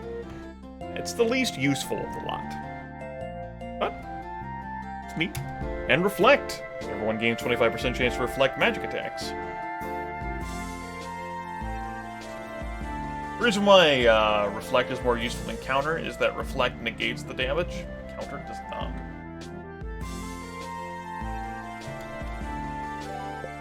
Okay. Grimith yawns again. We're gonna keep Dad wired as he is. I think I'll have him be strong Dad in here. Sure. Lars will keep you with what you got. Helga will keep with you with what you got. Jimbo, I think we'll keep you on magic attack. Sure. Now, do I want to take out the champion key that gives the 10% crit chance? It scratches his chin.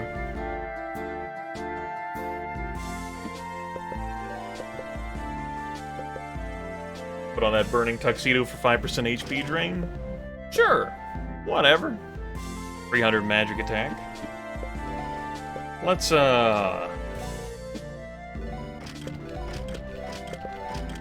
clear these. And I feel like showing off the monsters that we're going to be seeing next, so we'll keep Intimidating Stare off. And we'll just plug on Positive Work Ethic. Fine with that. Dad, do I take off barbed wire wristband or sun badge in exchange for one of these things? Like Warrior Spirit? I don't think so. I don't think that's meaningful enough. I mean, 10% crit chance is nice, but just not feeling it. Now, do I take off the Apocalypse Jacket for Champion Gi? We're gonna say no, because I think the idea of Punch Dad wearing Apocalypse Jacket is neat. Yeah. Let's do it. Looking good, folks. Looking good. Lars, 64.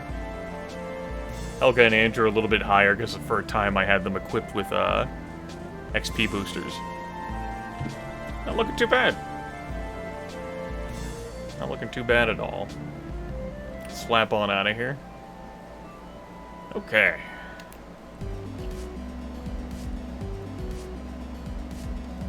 That about does it. Let's go.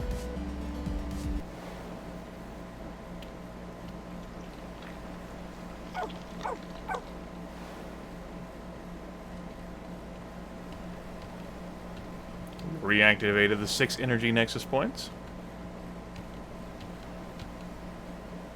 Cubbins ran inside. And there's nothing good about this place. Let's kill it with fire. Jimmy, didn't have any good feelings about this place.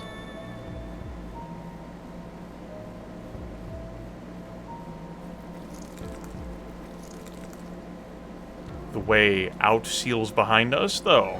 I mean, we have a VIP pass. Calvin seems to have found his way here. I fear for him. He is too beautiful for this ugly place. But I'm secretly happy to have him by my side. And if I needed to purchase anything for whatever reason, we could do that. If I had the money to.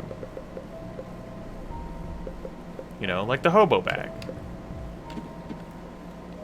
My hope is that these tools will be of use to you. The dog looks truly happy. What do we have? we have Grunk and Twitching Thing.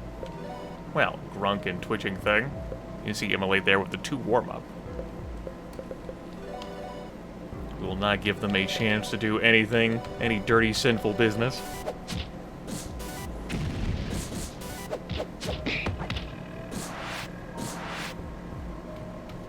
We'll kill them. Let us go to the 6 points within here. Much as we just went to the 6 points. Outside. Ooh, a red exclamation mark. Ah, yes. Gutworm! Yes, Gutworm. Delightful Gutworm. Friend. Friend of everyone, Gutworm. Needs to be burned off the face of the universe, Gutworm. Was burned off the face of the universe, Gutworm. Grunk working itself into a frenzy. Will not save him. The power of holding. Its weak point. There is no room for Grunkin. In my heart, at least. Not Grunk. Gutworm. There will... No. We do not honor. We do not venerate Gutworm. We have Flesh Orb, which has something to steal. I believe it is the final missing item of the horror set. No, not the horror set, like the gross set. We have no need for it, as I have the Silver Jimmy statue. It's not a big of a deal.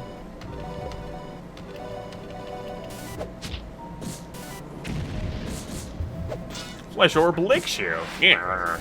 Helga counters that.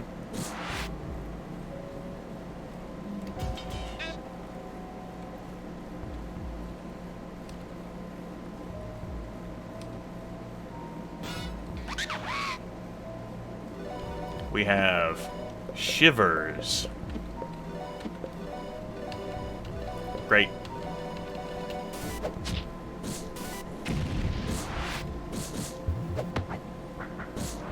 Ooh. Liking these chances here. Big dividends off the sets. The first time cruising around with those 3, and I gotta say, they're not doing too bad. There's a cavity in the machine that's the exact same size as Jimmy's hand. We'll put our hand in it. And that happens. Great. Another Gutworm. Murder it. Murder. Do not stop.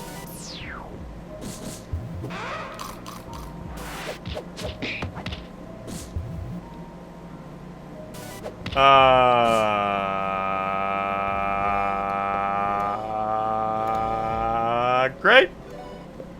Great. Great. Great. Jimmy's infested. Jimmy lost a bunch of health. Great. Wonderful. Delightful. That was fantabulous. I'm glad that happened. I don't recall having seen that in the first playthrough. But maybe it did, and I just seared it out of my brain, because that sounds like the sort of thing I would sear out of my brain. It really looked like the sort of thing I would sear out of my brain. I'm really glad that I saw that. It's great. And we have a pile of brains over here.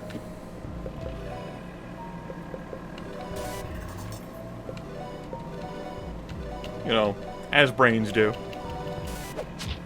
That's brains in their natural habitat right there.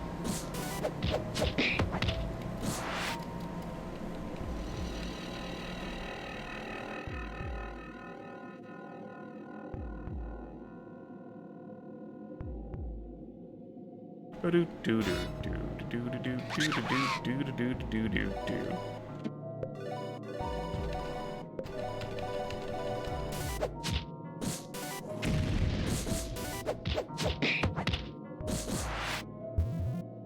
Grunk working itself into a frenzy. Her.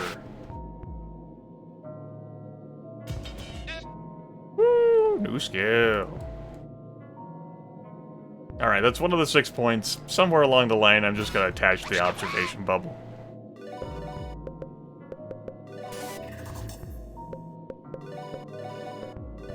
Because I can do that. That's my power.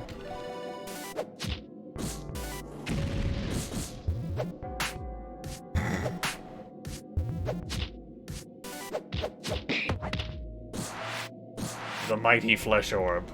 Orb of flesh. Destroyer of universes.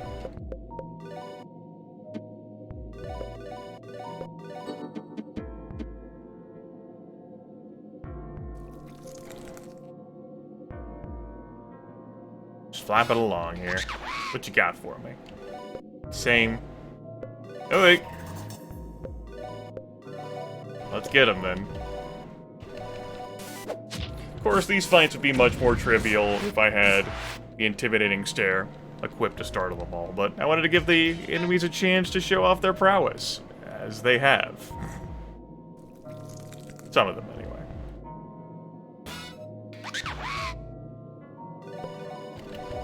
I think I'll give the enemies until I touch the second of the 6 points, and then I'll be done playing around.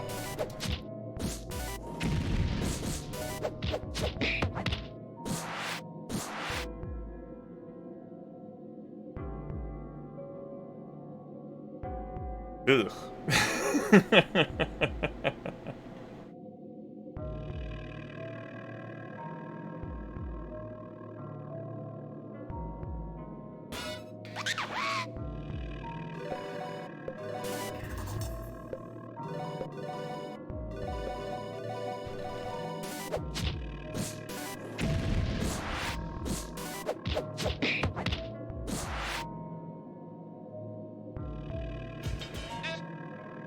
You're not into body and flesh horror? Not into, like, seeing, like, a cavernous mouth and just beholding all those delightful, like, eyeballs within? Not your thing? Here we go! We've got Contamination and Living Shadow to go along with Gutworm. Great! See, thing here with, like, Immolate, I talked about this. Like, yay, two-turn warm-up. Man, I don't want to take 2 turns to be able to use a power.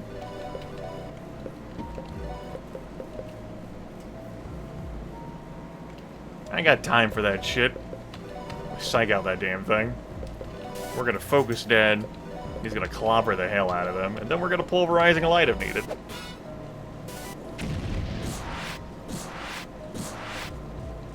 There we go. Conflict resolution, baby. Purify it. Brother, get the flamer. The heavy flamer.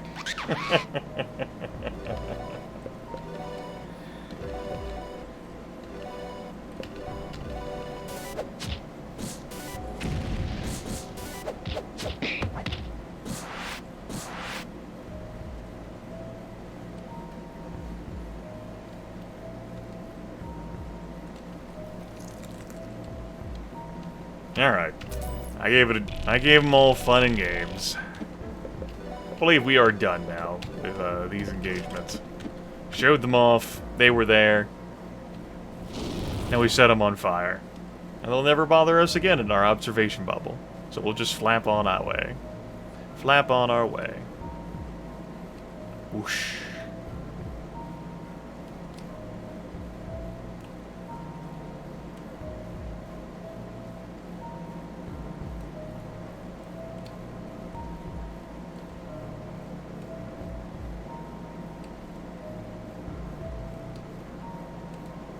Meow.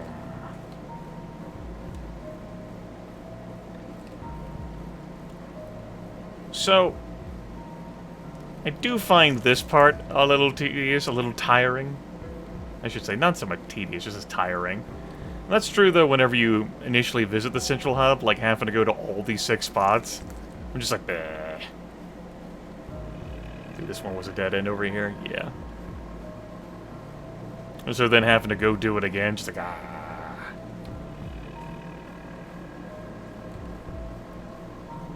All the monitors broken.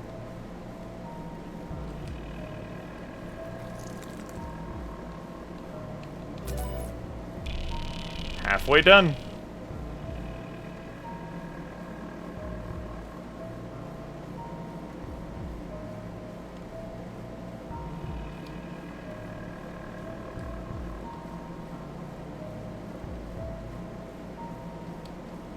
Go get him, little buddy.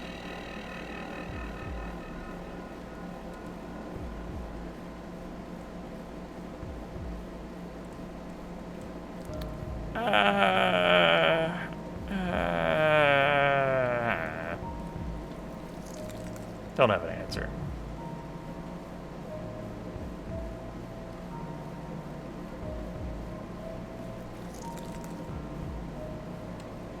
We don't even have to worry about being dragged into things by red exclamation marks with the power of Observation Bubble, which you can get from Shinryu.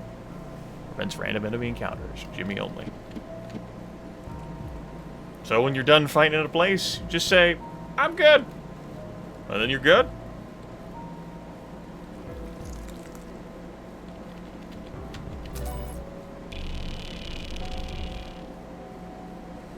So I've given enemies a chance to demonstrate their power, but I don't think I don't need to level up anymore. Not here, anyway. I'm pretty good.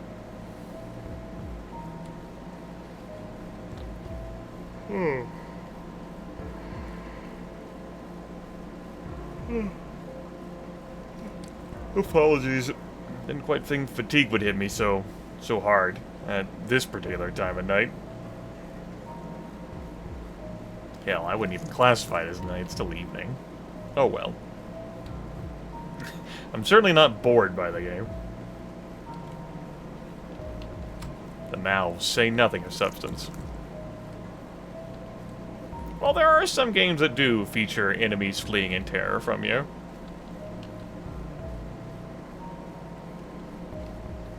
This game does give you green exclamation marks whenever you're high enough level.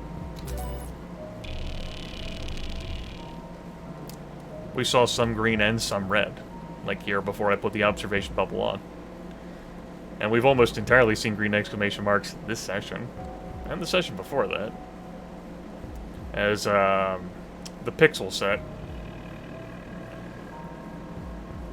really boosted the levels, along with having those knickknacks on 2 of the party members for a brief period of time. Anyway, we're here to just enjoy the beautiful atmosphere, and you know what?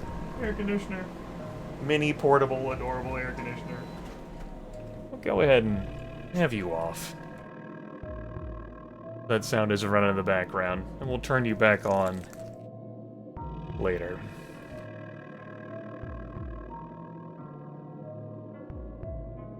The eyes.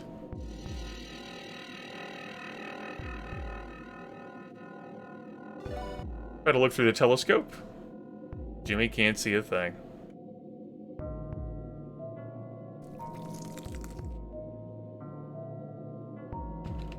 That's all 6.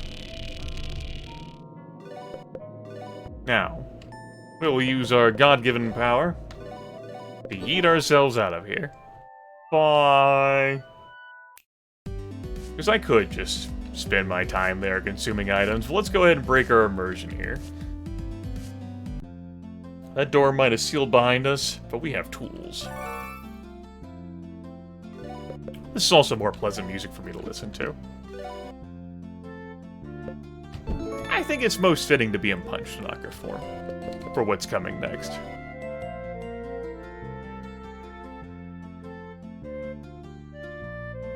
I recall being in Jimmy's form on the first playthrough. It's because I was fully exercising my God-given right to go nuts. As I well should have been, of course. Of course, it was my God-given right to go nuts. And that'll be sufficient. Punch Dad, you're gonna have to clear out. We'll leave the observation bubble on still for the moment.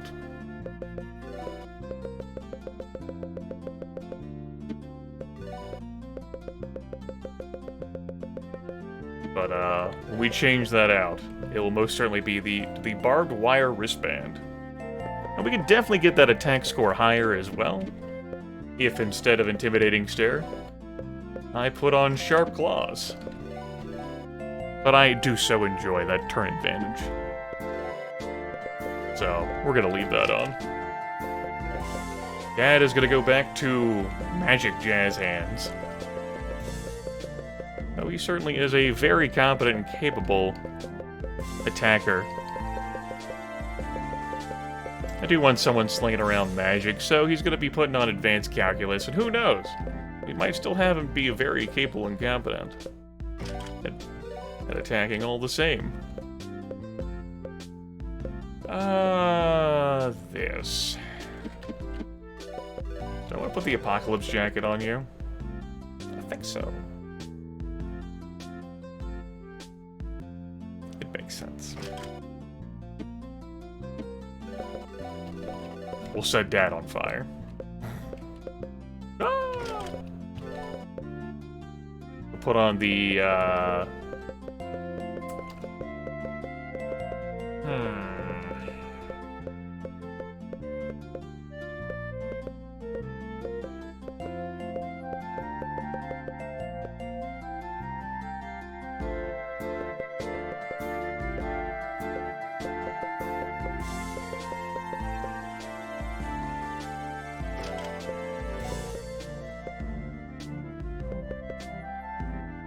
It's unfortunate to not have the sun badge on him, as he loses his immunities to common status effects.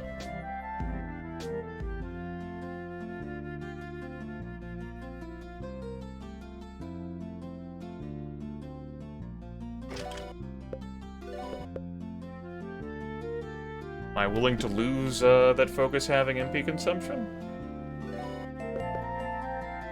I mean, Witch's Heart really isn't doing that much.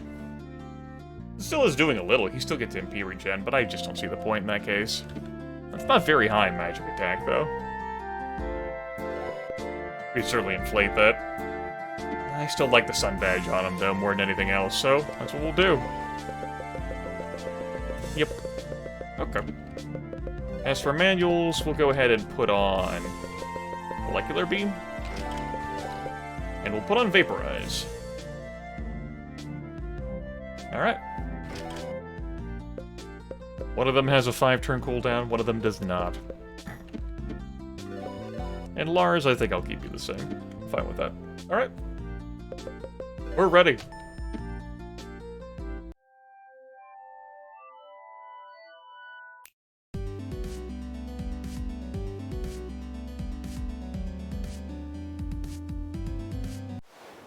Hey, I just want you to know that Cubbins is perfectly fine. I did. Perfectly fine.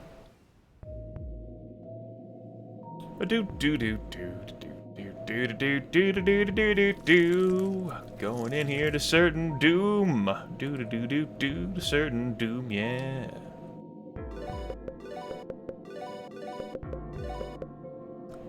Not the Witch's Heart. Barbed wire wristband.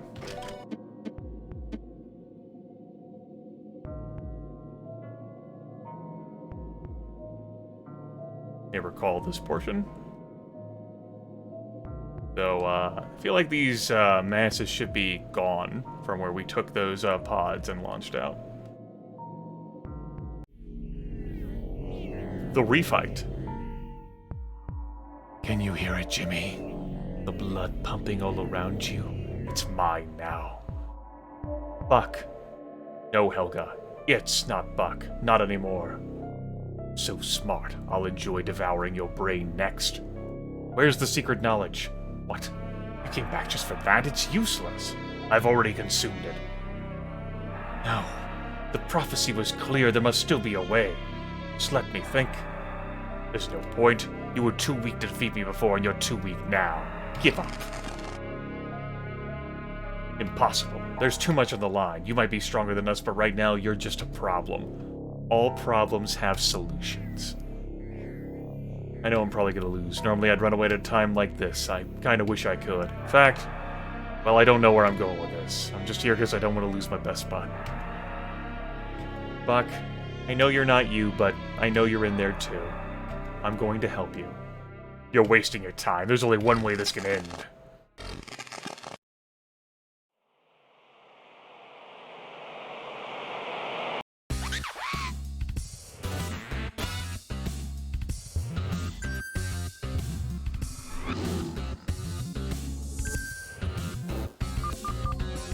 You're right. There is only one way this can end. I agree. Called shot. Look at his little brain bats there. All like trying to protect everyone and shit. I'll show this punk. You can't turn this into a puzzle fight on Grimith. He is the puzzle master.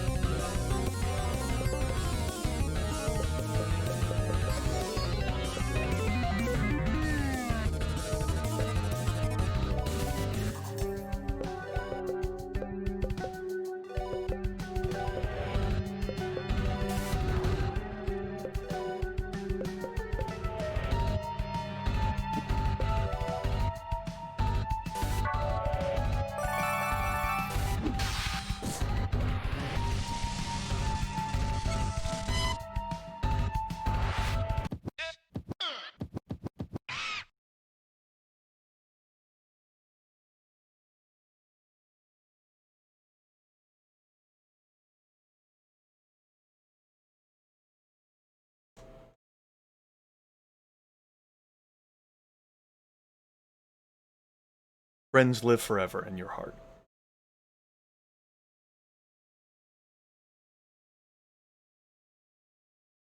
Gut punch found. That's the music track of the fight with Buck.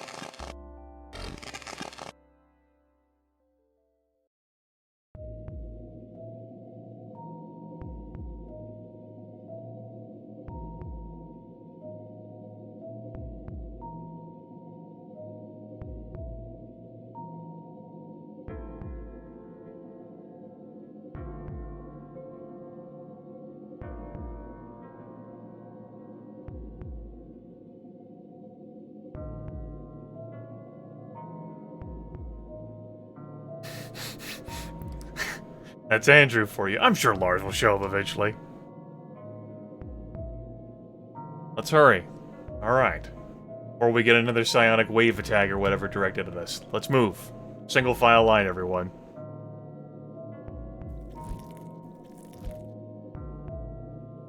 Everyone?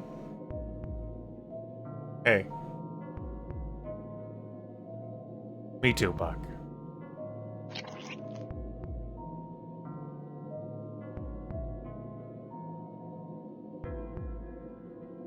Baka.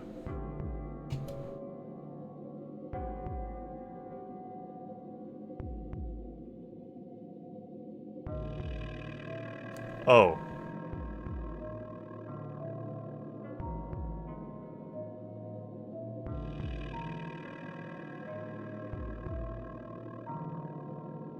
Let's do this. Lars, Andrew, and Helga's equipment has been removed. Now we have Buck back in the party. With his bone spikes. Black gloves reinforced by the sharp, sturdy bones of small monsters. Buck only. And squirming skin. Something moves beneath the surface. It's deeply troubling. We're gonna give Buck a burning tuxedo, because it makes sense. Roleplay. We'll let him keep his bone spikes. We're gonna combine this with his mixtape to increase his chances of multi-hit. And a warrior spirit seems the most fitting for him. Although his sun badge is super powerful, we'll give him a warrior spirit. As for manuals, got reckless charge. And then we have Kung Fu Punch. He's brash. So we might not use those things, or maybe we will.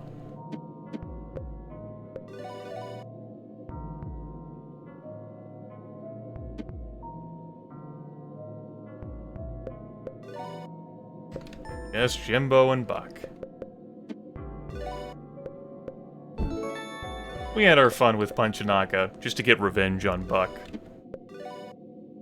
We'll rock with Jimbo to finish this off. Means we'll equip wonderful things like Sharp Claws and Flighty. Guess I could also make him immune to sick. Make him immune to sick. Antibodies. And we'll get Cold Shot over here. Man, I don't care about anything else.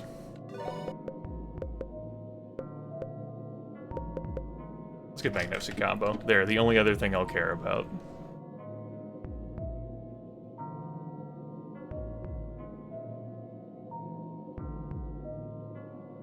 Let's go save our family.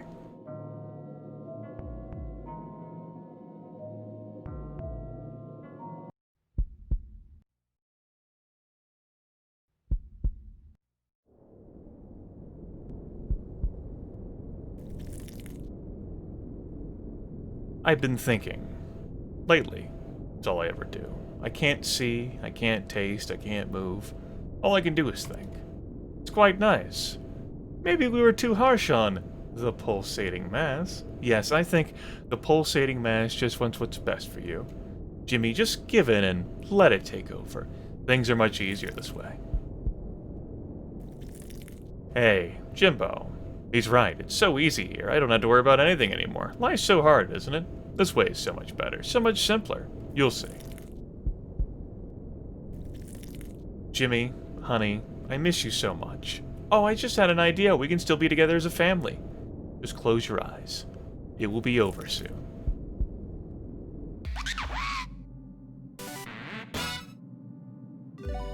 Jimmy is afraid.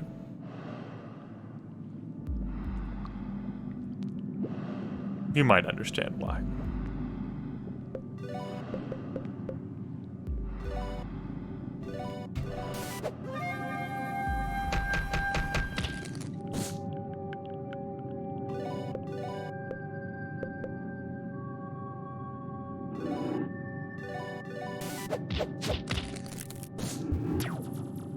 Mind laser.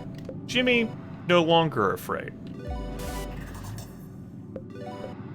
We're gonna have it rampage, and you know what? Screw it. Go get him, Buck.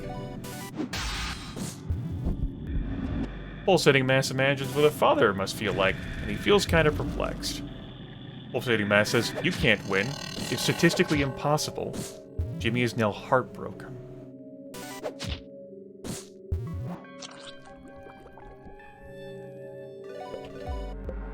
Jimmy, of course, slowly losing hit points because of what I have equipped on him.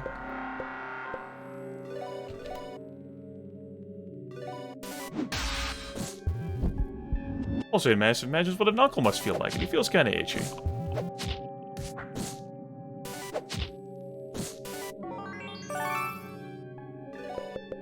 Gotta go ahead and consume a nutrition cube.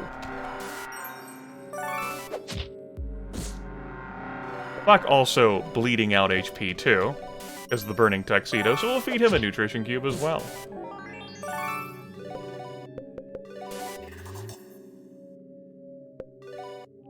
There's no time to magnificent. There's no time to call it shot. Just go ahead and rampage. Also, the mass imagines what a mother must feel like, and she feels kind of giddy. Pulsating mass gets stronger through the power of positive thinking. Oh no, not the power of positive thinking. That's too dangerous. Jimmy did his best.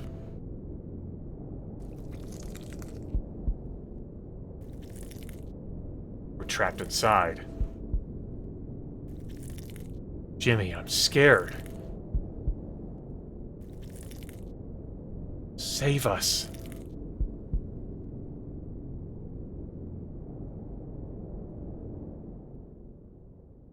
It takes his hands off the keyboard. I did not move us through that door. Jimmy. You didn't tell me it was this bad. How have you kept it together so long? I'm not even strong enough to...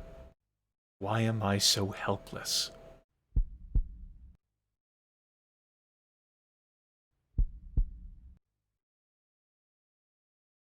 Are you there, Jimbo? It's so dark here. It feels like something's squeezing me. I think I'm just gonna lay down for a while. Damn it, Uncle Lars.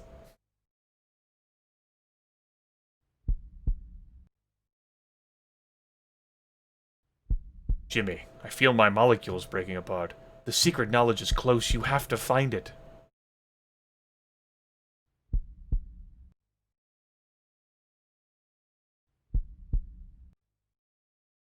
Don't let them take you, Jimmy. You've got to hold on. Run! And then these hooded, cloaked figures that we've seen before on the various planets on the teleporters. Jimmy's finger traces down the page. His nostrils are filled with the old, dusty smell of the riddle paper. The words on the page make no sense. Jimmy flips the book. Page after page, the words are scrambled. Jimmy tries to concentrate, but when he focuses on a word, it moves around like water. Stupid. Worthless. Moron. Jimmy focuses hard on the page. He focuses so hard he can feel a warmth behind his eyes. He focuses so hard the words seem to tremble. Then all of a sudden, the words begin to sharpen. At first, Jimmy can just see individual letters. Then he can group the syllables. Each sound combines inside of his head into actual words. It's all here. Every answer, it's all so simple. Jimmy reads, he reads and reads and reads. He lets the words anchor into his brain. He gets lost in them.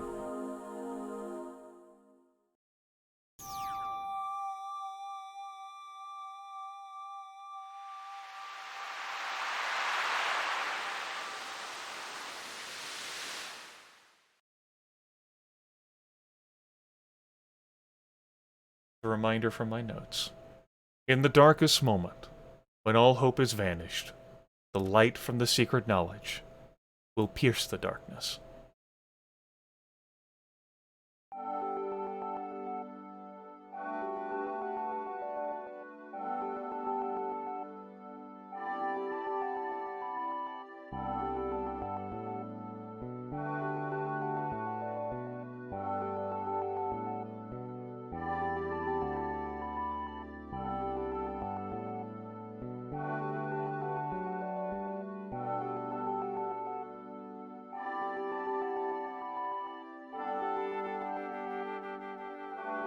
Jimmy, I'm so proud of you. Not even I could decipher the secret knowledge. I should never have doubted you.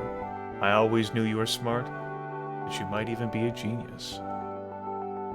Jimmy, I'm sorry, I kinda gave up back there, but you kept on fighting. One day, I hope I'm as brave as you. Thanks to you, I got to go on a fun adventure. If it weren't for that, I never would have met Hitomi and started a family of my own. I think I'm finally going to make something of my life. I couldn't have done this without you, Jimbo. You'll always be my best bud. Let's play some video games when we get home. I know I used to make fun of you for being such a scrawny nerd, but you're way stronger than I thought. Maybe we should hang out some more. Just promise you won't beat me up. That was a joke. If you try anything, I'll beat the living crap out of you. Well, I'm just happy my baby's safe and sound. Now that the family's all together, let's not waste a perfect day. How about we have a picnic? Oh, Jimmy, I just remembered, before the picnic, would you mind going to the Buddy Beehive and getting me some honey? Just kidding! We'll swing by the store on the way home.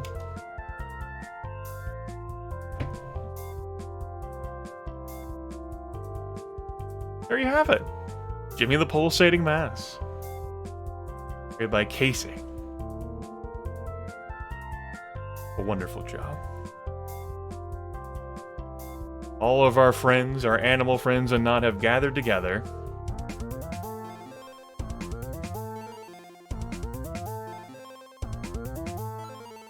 Jimmy, we explored his dreamscape, and he told a story that he wanted to tell himself.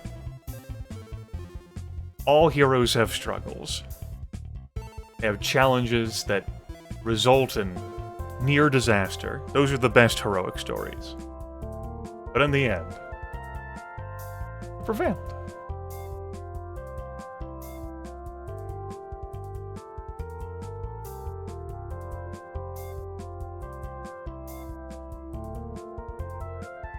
Oh, Mr. Marvelous, you don't belong here at Accelerated Dynamics. You don't have enough money in your bank account.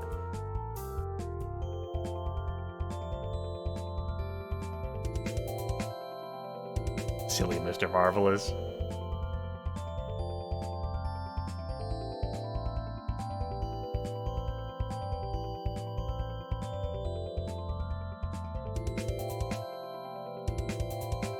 Mr. Beaver finally makes it to the moon. 1/6 of the Earth's gravity. It's time for him to build the most magnificent tower ever. Just like he always dreamed.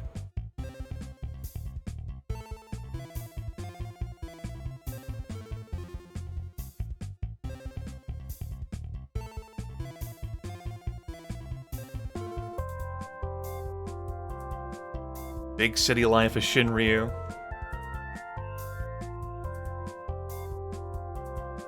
Tetsuya Kawaii, we saved them. The Grand Fish. Miss Ball! Oh, you're gonna have to go to an entirely different planetoid.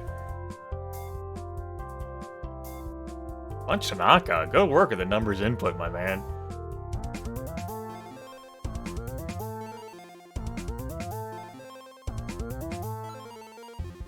There in the wilted lands, they stand. Accelerate dynamics. Mr. Grouse, getting his fingers in everything.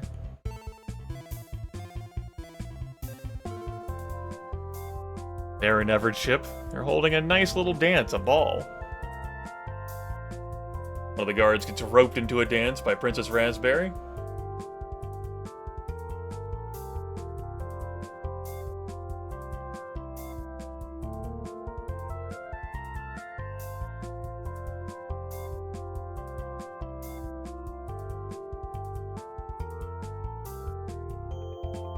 Guppy. Oh no, don't go through that door. Oh no. That should not be a place you go adventuring. Well, it's probably okay?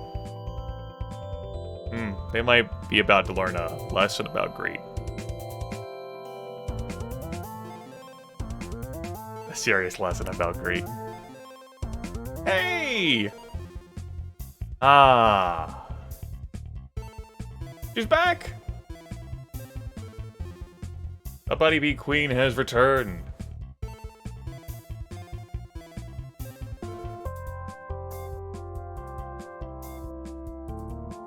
The numbers have congregated.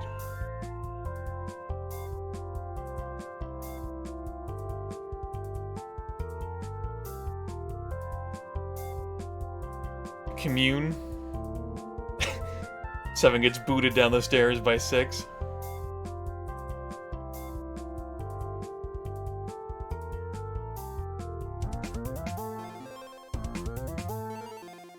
Beach babes gallivanting. Ghosts have come to hang out at Bonita Vista, along with the doll. And plenty of other friends from Grim Echoes.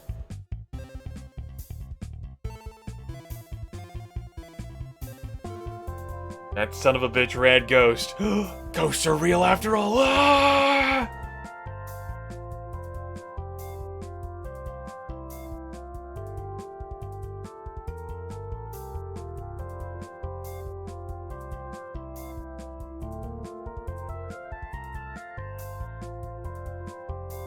A grand celebration of Legato? The Legato Knights have gathered? We do still owe them a match. A rematch, even.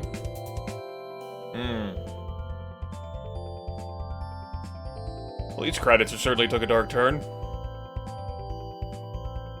And Elsem! Miss Robin! Where is everyone? She asks. Let's go back to the store in the village where it all began.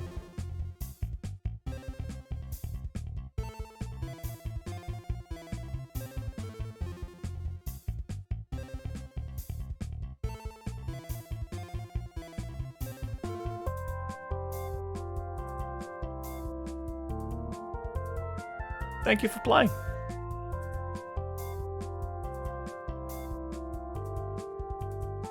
A delightful picnic where the game began.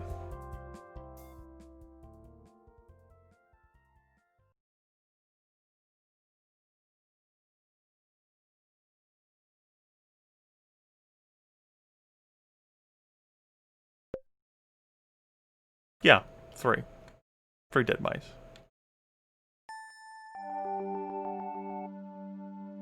So, Griff, you asked what the hell those guys were about. And my, greatest analysis that I can provide you are necromantic stagehands. As, they reset the dream. So that, Jimmy can explore it some more. After all, this is a dreamscape. Who knows how many stories Jimmy's told in his head of late? It's just one of them.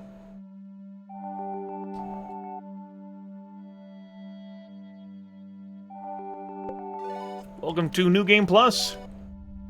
Jimmy's got Buck here. And we can now talk with our individual party members.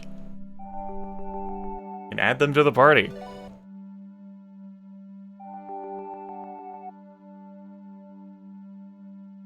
We're now back home. Lara's, of course, hanging out in the kitchen.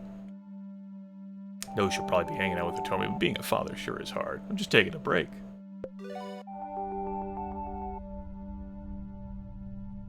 Moonbaby. Would you like to use Moonbaby's mysterious mind powers to unequip everyone who is in your party? It's unnecessary, but yes. Everyone who isn't in your party has been unequipped. Moonbaby giggles. Too bad this is her only power.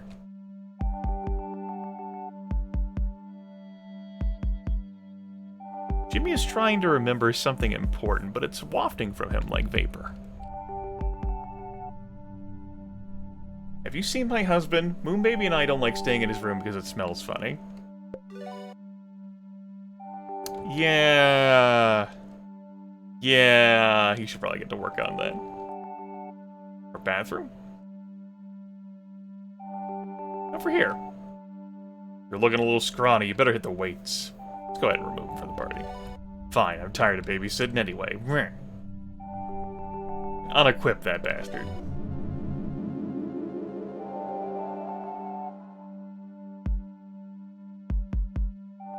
Alright, Jonathan Bear.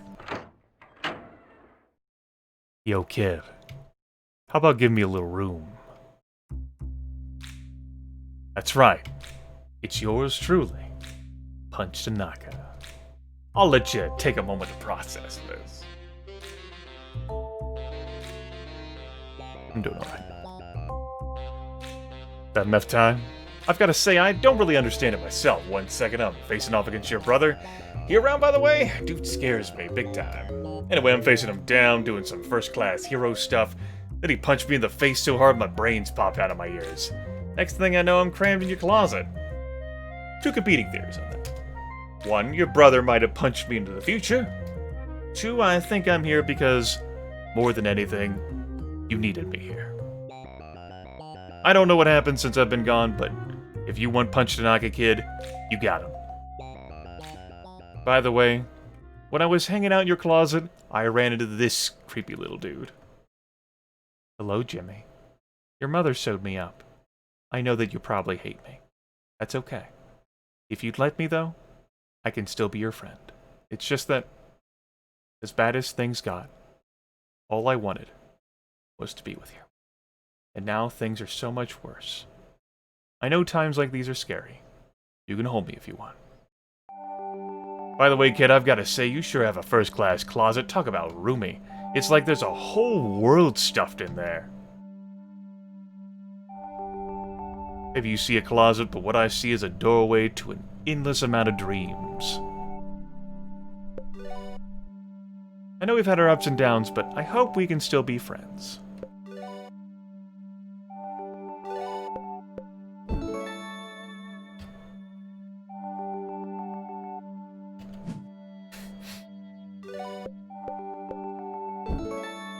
Oh my god, is it really you, Punch Tanaka? Stop it, kid. You're embarrassing yourself. Punch Tanaka's here to stay.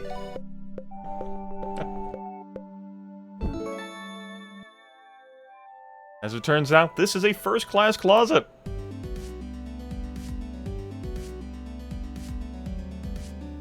Notice the house sprite is different.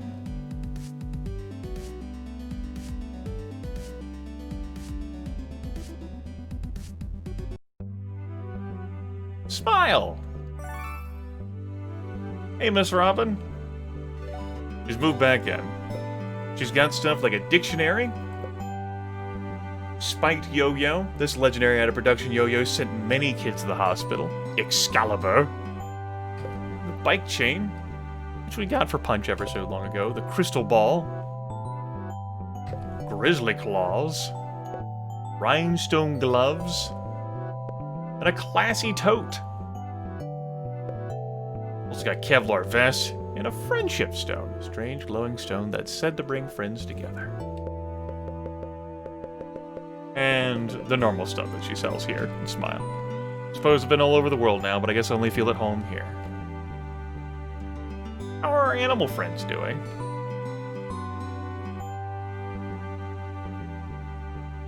Anyway, we've read that before. Timothy was cleaning out the attic. Apparently, found a Friendship Stone. Do you follow along Jimmy and...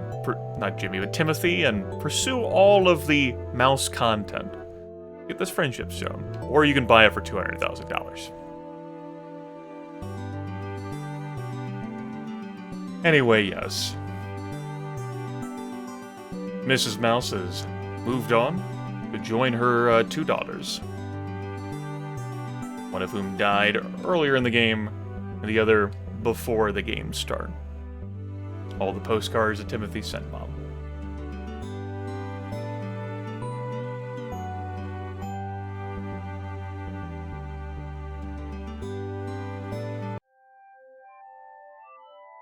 Now that we're in New Game Plus, we do have a couple of things open to us. For example, Art Prison. This says we can control who's a part of our party. The opening face here is Bucks. So you're not able to do anything in Heart Prison until you clear the game. The second thing is that that stuff in the arena, well, they finally got the 4th championship set up. And we could definitely use some of that in our lives.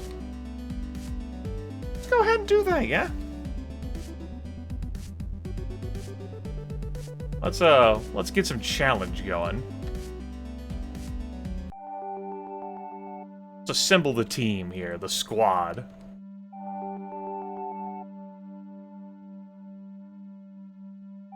Grimith tilts his head in contemplation of who he wants to bring, and I think I know the answer.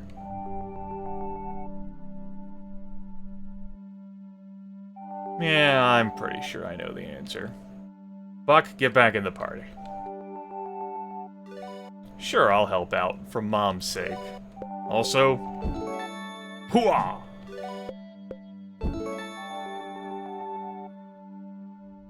We're also going to bring a Tomy. Have you seen my husband? Sure, Jimmy, together we will vanquish evil. And finally, we will bring Jonathan Bear, who just sits and stares.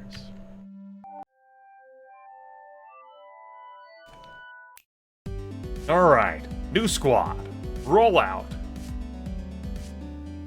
These folks are still here, of course, because you gotta be able to re-encounter them. Say, for example, if you want that, that item.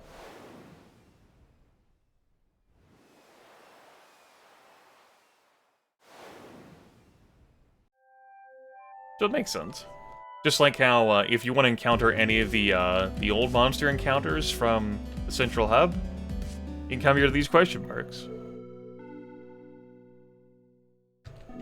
Just in case you wanted anything off of them. That's why you can hear the music here. It's almost like it's game design. My god.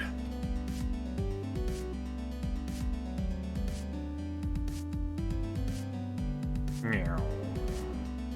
Go over here. Of course, we have to equip the new team of people that, Grimith hasn't used in some measure length of time. We'll keep Jimmy where he's at.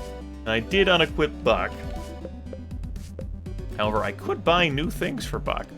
Actually correct. Let's go do that. Let's buy new things for everyone. By everyone, I mean the people in this party. We'll go withdraw money from this bank. Hey, how's it going?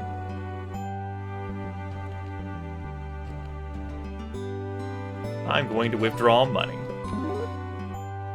All of it. I am no longer fiscally responsible. Let's go ahead and buy a crystal ball. I don't think we'll really be making use out of it. We'll buy some grizzly claws, and we'll buy rhinestone gloves. There we go. Big cash spent there. Big bucks. What do you suggest here for optimize? Rad sneakers. Very good. Bloody knuckles. Normal attack increases as life decreases. It's worth keeping in mind. The rhinestone gloves certainly don't have that quality attached. Oh yeah, these bloody knuckles. We got these, I think after Buck left us. I forgot about him. Because he had the bone spikes on when we found him. Well, we'll put on the rhinestone gloves anyway. Although normal attack decreases, life decreases. Compelling. We'll let him keep on the burning tuxedo. He burns, the brightest flame burns quickest, or some sort of nonsense like that. We'll put on the warrior spirit, and we'll probably put on mixtape again? I don't know. Probably not. We had fun with that. Time to move on. Well, I gotta give him monster teeth. Let's do that. As for his manuals, give him Kung Fu Punch, and probably not Reckless Charge, though I see the value. Let's get him like a roundhouse? Roughhouse, excuse me. There we go. Jonathan Bear. Who just sits and stares and stares and stares at the riverside. I feel like putting on you, buddy. Helping hands? No. Put on the grizzly claws. They don't look friendly at all. Could also put on the dreamstone. That actually would technically give you more magic attack. Interesting. For clothes, what do we have in here for you, buddy? Probably gotta put on something like a doctor's coat here. Or maybe a porcupine suit. That sounds fitting for you.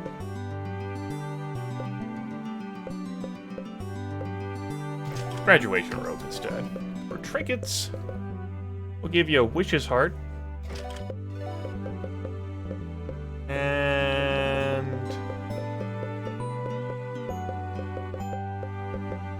a magic mirror. And for manuals, give you a black spiral and thermal bomb. No. Black spiral, thermal bomb, and vaporize. There we go. And Hitomi. Yes, Hitomi. I know I just bought a thing for you. A crystal ball. But why use a crystal ball when you have a fucking supernova? Because you might want the extra magic attack. It makes sense. For clothes, give you this champion gi. And for your 3 trinkets, we'll give you a love circuit. Hands is your love. We'll give you a sun badge. I mean, it would make sense for you to have the moon badge. I can't argue with that.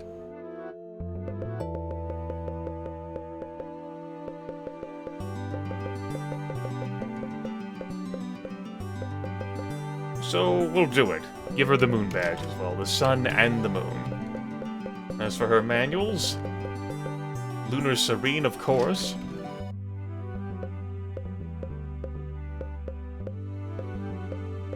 She's not that fast, so Sight really doesn't belong on her.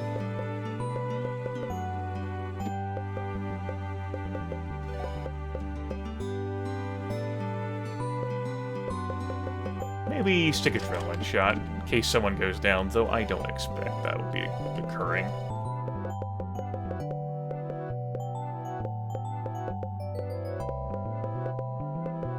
I'll put a thermal bomb on. Alright. That's the squad.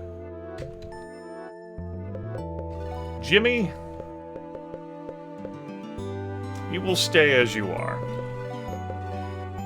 You will stay as you are. We do not need other forms. We will dispense some indiscriminate justice. Let's go! I think the first thing that we owe ourselves, rather than the arena, is a match against the Legato Knights. With this team. Hi! Let's do it. I don't have time for your dialogue. It's time to murder you all. The power of the Legato Knights! They're all startled.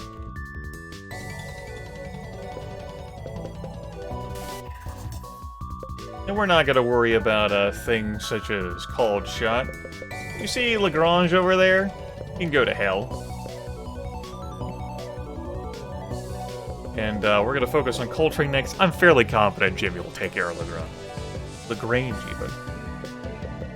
We're gonna go ahead and throw out some beautiful Lunar Serene on all foes. And through the power of Fungication, throw out that on Coltrane as well.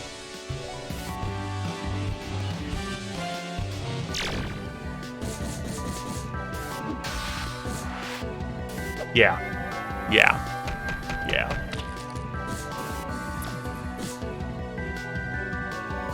Jimmy takes a nap, as is his birthright. Go ahead and throw a Rejuvenate on everyone, because we're definitely taking damage across the board here. Thermal Bomb.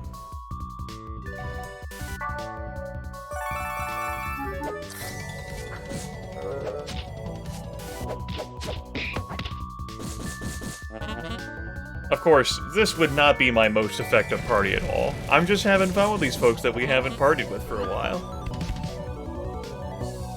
You know, or who didn't get much screen time compared to everyone else.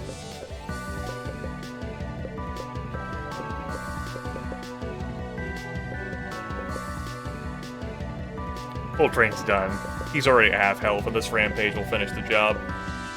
Buck, lose your damn mind. Let's immediately Magical Heartbeat as well. Reset those cooldowns, and do that again. No one's so damaged enough that I need to do that, so we'll just Sunshine. We'll throw some Sunshine like it'll be on Claire.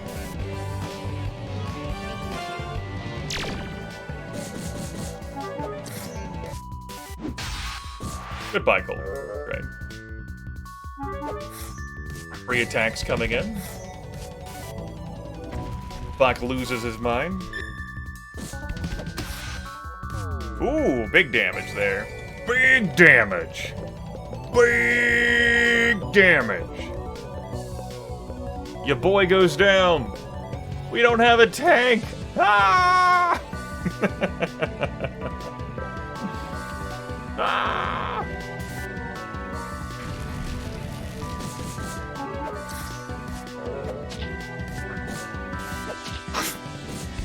I love Jimmy's counter there. That was beautiful. Alright. Tempting to flip into Phoenix here. And bring Jonathan back. Let's do it. Let's be a support here for a little bit. Go get him, Phoenix. Sacred Flame. And see if I can finish off... I don't know how I'm going to be able to finish off Claire. With the kind of damage output Hitomi's doing.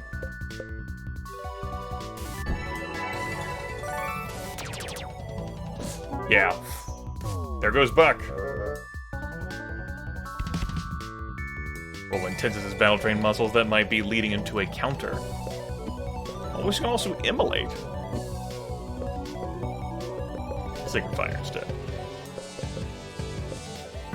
Rejuvenate again, and see if I can squeeze off a high 5 on yourself.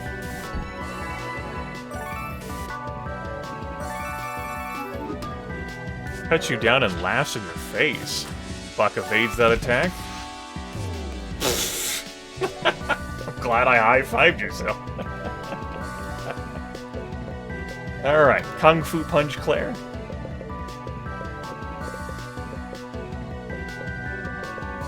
Milky Way Fist Claire on top of that. Get up! That was not enough damage.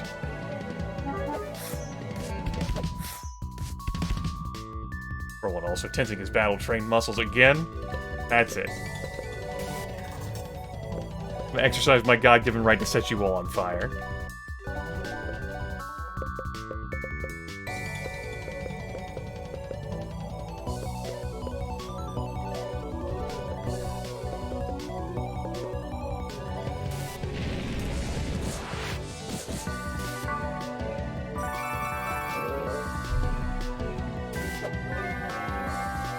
There's gonna be a Roland who's probably gonna lay down a devastating strike and knock someone down. Yep. No, did not lay down anyone. Welp. Go ahead and put Jimmy back in his natural state, because he's perfectly fine being who he is.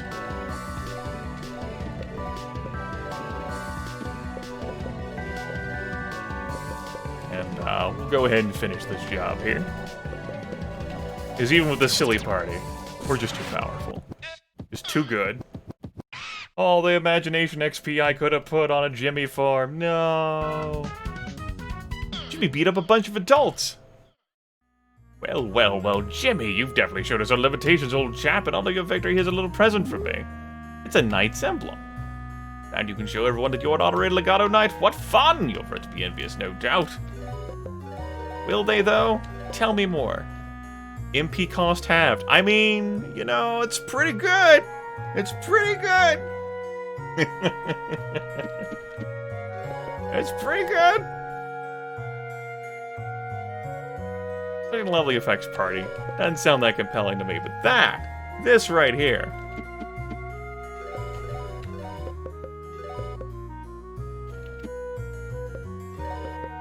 Torn on who I want to put it on. Who will be the knight? The magic mirror boosts magic defense instead of, you know, magic attacks, so I think Jonathan. Sir Jonathan. There we go. We're ready for violence now. You're truly strong, lad. May your sword song last forever. Ever since I was a kid, it felt like I was made for people to beat up on me. What a life.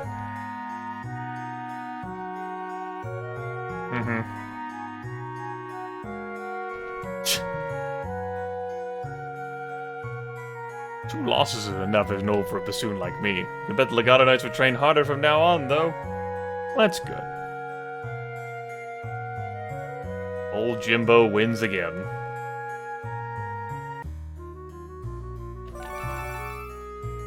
Let's go visit the arena, now that we beat up a bunch of adults. Let's go find some more adults to beat up.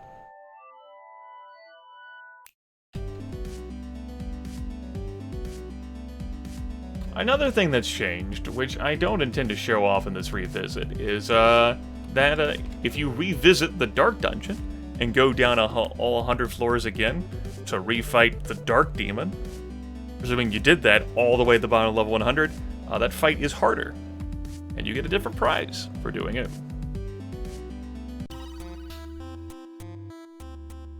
But I'm not willing to show off that. I believe the broadcast I did, not the broadcast, the video I recorded near the end of the first playthrough was what, like 4.5 hours of me just like plowing through that?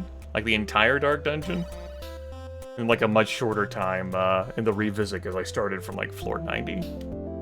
Anyway, I believe this information is conveyed if you come down to talk to this guy.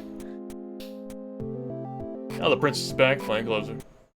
Also, I made the mistake of rubbing and itching my eyes again, and somehow found a way to partially smudge my glasses once more.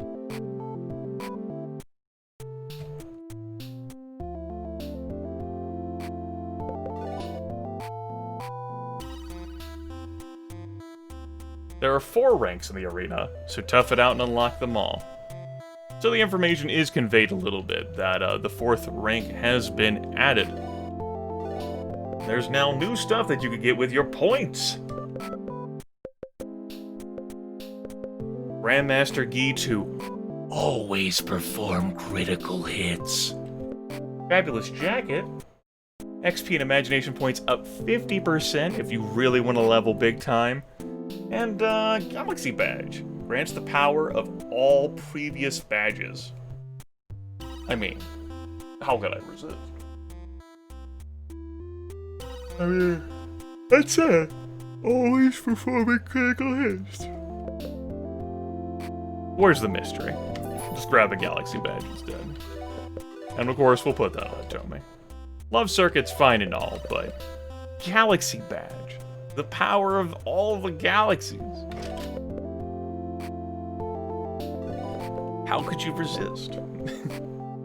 How? How could you? We'll put our Love Circuit back on so that I can put this Moon Badge on someone else. I'll lower your magic attack a little bit.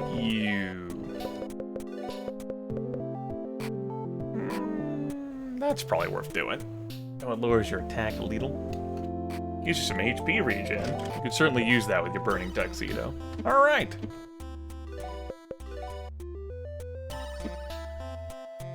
Let's do it. The King Cup. It's time. Have you waited all of your life for something so magnificent as a fine day of combat? Punch each other.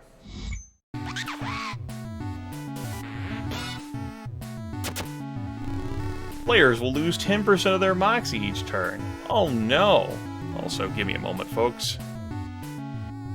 Because I actually have something prepared for this. I know. I did this like a month ago, I think. Made a GIF, taking the raw images from the from the game. Like how I made the slideshow down there in the bottom right corner, so I could always have punch each other.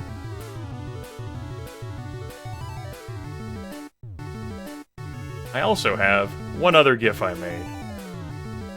Punch Tanaka. Alright, anyway.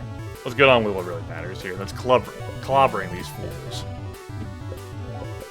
We got a Broadcast Orb, a Flash Orb, Recovery Orb, and a Multiplier. Oh no, not the Multiplier. We know that's bad news.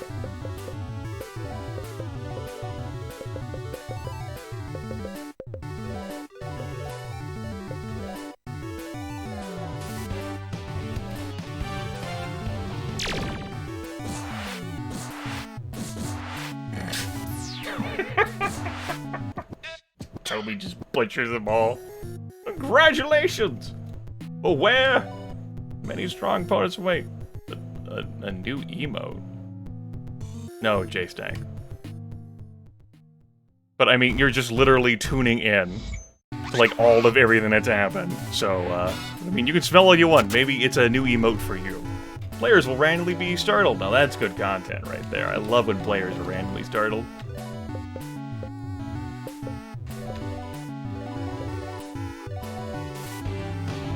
Thankfully, it was only one of us.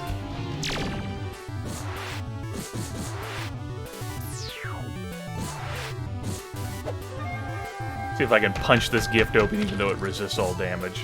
Nope, still couldn't.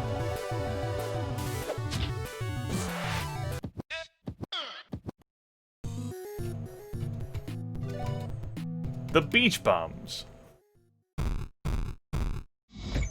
Speaking of bums, run Tanaka down there in your bottom right corner. Jimbo's afraid because these beach babes and the power of Super Yes Man.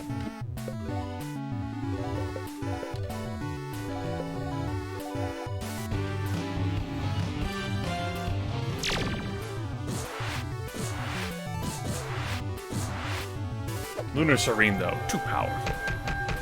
That's right. Super Yes Man agrees. Mook's Revenge.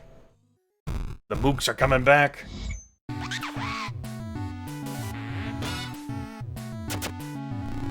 Players will lose 10% of their mox each turn. I feel like we've been here before. Have we been here before? Clobber that black belt with the Kung Fu punch.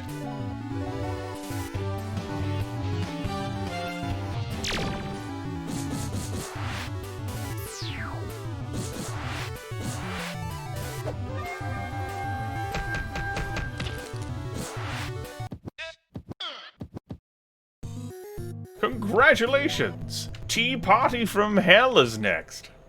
Woo!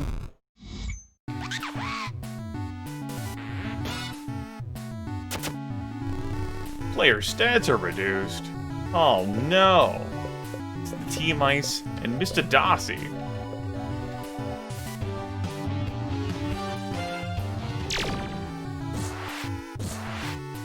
Didn't reduce my stats enough.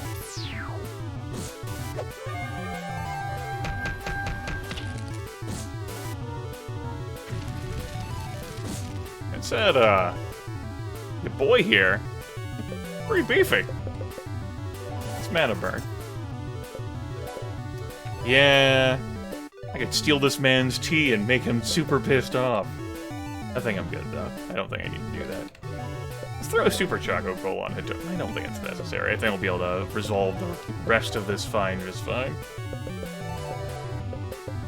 I'll just have her save her points, and we'll vaporize. Jimmy doesn't care. Just had to flex. Terminal Protocol.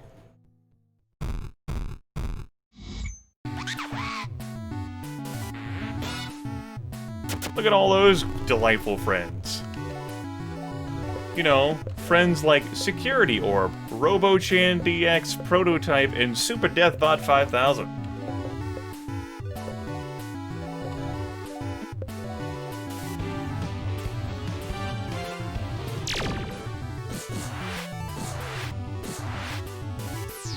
We don't need to always crit with Hitomi. She's doing a great job of doing it. Anyway. I'm very pleased. All these levels I could be getting for my form. Ah. The creepy spiders. Look away if you're arachnophobic. It's gonna happen. Look away. Ah. Abilities now cost twice as much, you bastards.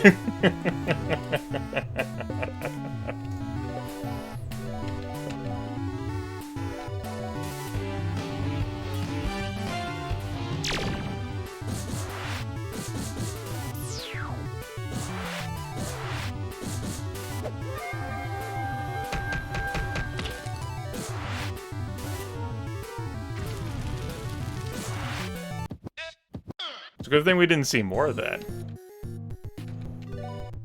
We have the Goblin Army, though. This might be our last one. Oh yeah, look at all of them. If only I could Lunar Serene them all. Players aren't able to heal. You bastards. We're gonna mana burn, and then do a normal attack here. I am going to Roughhouse. I'm just gonna have Hitomi attack normally. We're gonna attack that Warlock. And, we're gonna energize Hitomi with Jonathan.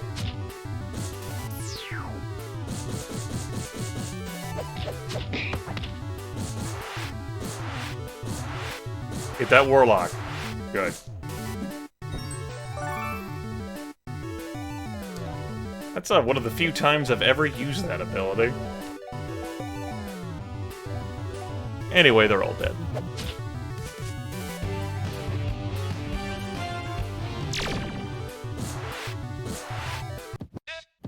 There. They actually got an attack off on me. Oh no. That intimidating stare easily pulling its weight. It's such a good thing. Jimmy won the King Trophy! Behold, the King! The King of Kings! On your knees, dog. We got points! I don't know what makes it sparkle, but man, does it sparkle. How about we get that Grandmaster Gi to always perform crits. Critical. We'll take the luck out of it now. Oh, the stats drop so much. Oh, it's terrible. Ah. We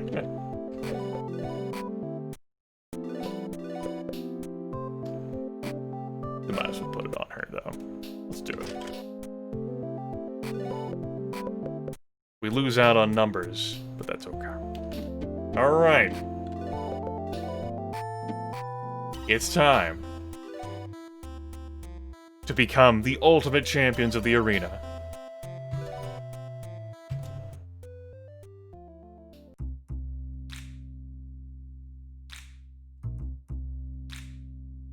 Yo, kid. My sword arm's been itching to show you why they call me Johnny Katana now. We're not gonna be pushovers this time.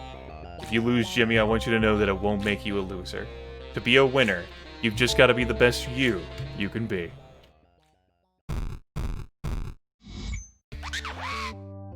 This is so good. This is so good. This is so good that this happens. Ah! Oh! I don't have enough luck and luck items. Alright, we're gonna be working here. 27% chance. Get to work, my friend. Kung Fu Punch DD. Not DD, just DD. I'm kind of concerned about how powerful I am, so I don't want a Lunar Serene. I think I'm just gonna Kung Fu Punch DD again. And then we'll vaporize her too. I want that katana.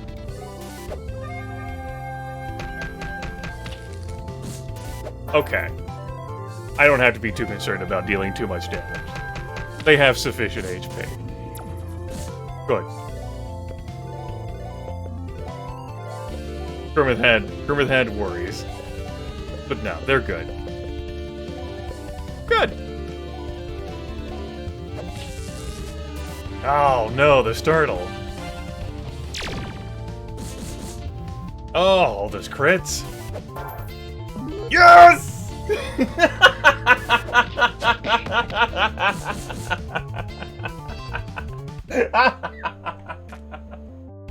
I pumped both of my fists in the air triumphantly. He's all like, I'm so cool. I'm tensing my muscles. I'm preparing to kick your asses. And then we fucking take it. Oh, the payoff for that is just so glorious. Oh, man. And now I'm gonna bully him.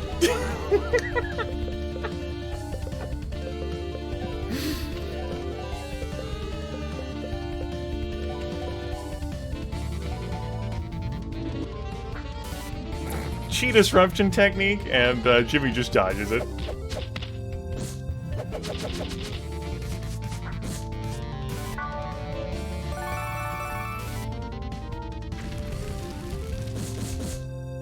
Alright, now that I've bullied him, after I took his katana, it's time to just become normal Jimmy again.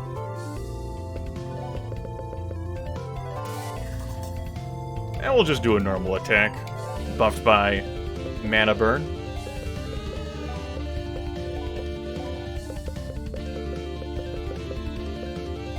Oh, look at all these abilities that are cooldown. It'd be a crazy shame if you were about to pull out some bullshit.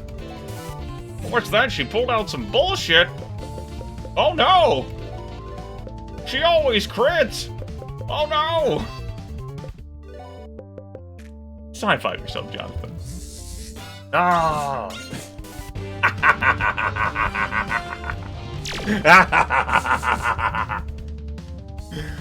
Oh, that evade! Evade coming in spades. A counter proc in there. You know, I'm being sold on those monster sets I have equipped. Those are really delightful. I didn't know how those would turn out. Turns out they were pretty good. Pretty good. Let's rampage. Nah, we don't need to rampage. D. Let's do it anyway. Renew that rejuvenate. We will Kung Fu Punch Big Norman. And we'll throw some sunshine on him, too. Ah! Whoa! You're still alive! Damn it! By a slither! Dee. Good work! Not even mad. Dee.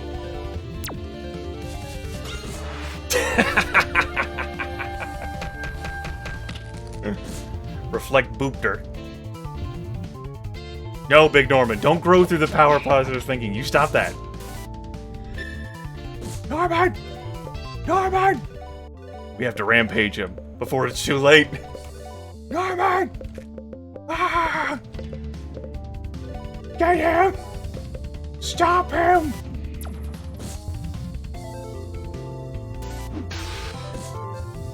No! Not again!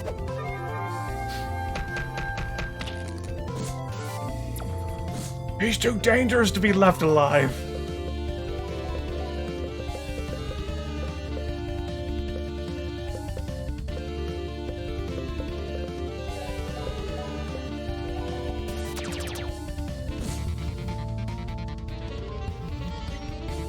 Good, he chose to motivate, instead of actually do anything with the power positivity.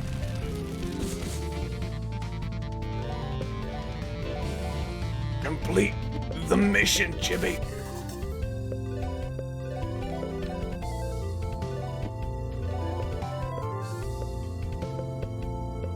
Buck's kind of like a healer here, since Hitomi always crits, and she has so many fucking abilities.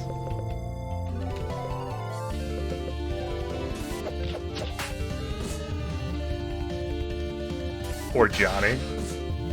He only had one turn chance. See, that's why we have to stop Norman. He embraces the power positivity. He's too dangerous. He just slapped the shit out of Jonathan. He's gone. We can't let that man continue. He's a machine. I don't think Jonathan's gonna be up for the end of this fight.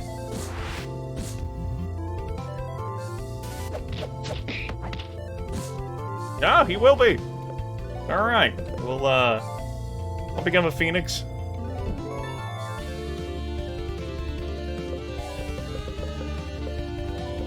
Sacred fire. Everyone can sit there too. Come back, Jonathan.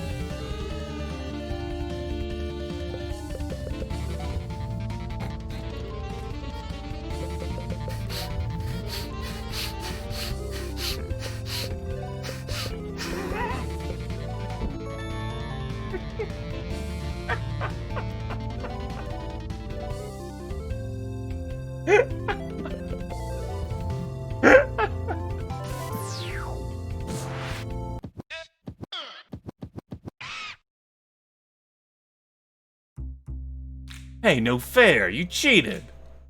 Nah, the kid beat us fair and square. We gotta accept that. Oh, Dee, you just remind me of the boss. Yeah? Maybe he was cooler than I gave him credit for. He saw something in Jimmy, so it's no surprise if we lost this one. But you know what? He saw something in us too. Yeah, if the boss were here, you'd say something like, "Destiny is a path a man carves with his own hands." Then he'd show us a roundhouse kick he'd been working on. Guys, I think we're taking away from the kid's moment. Jimmy beat the champion of the King Cup. Jimmy earned a cartoon hammer.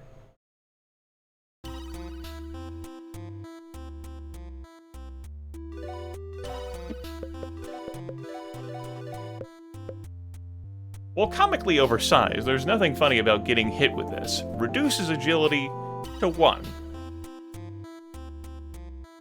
I mean, who really needs turn priority, right? Right? What is turn priority? Is this? What is this?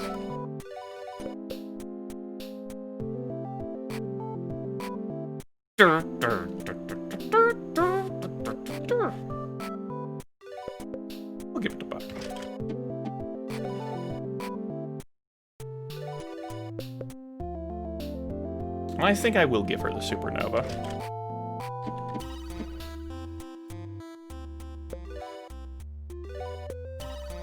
Also grab a low-res stone from here.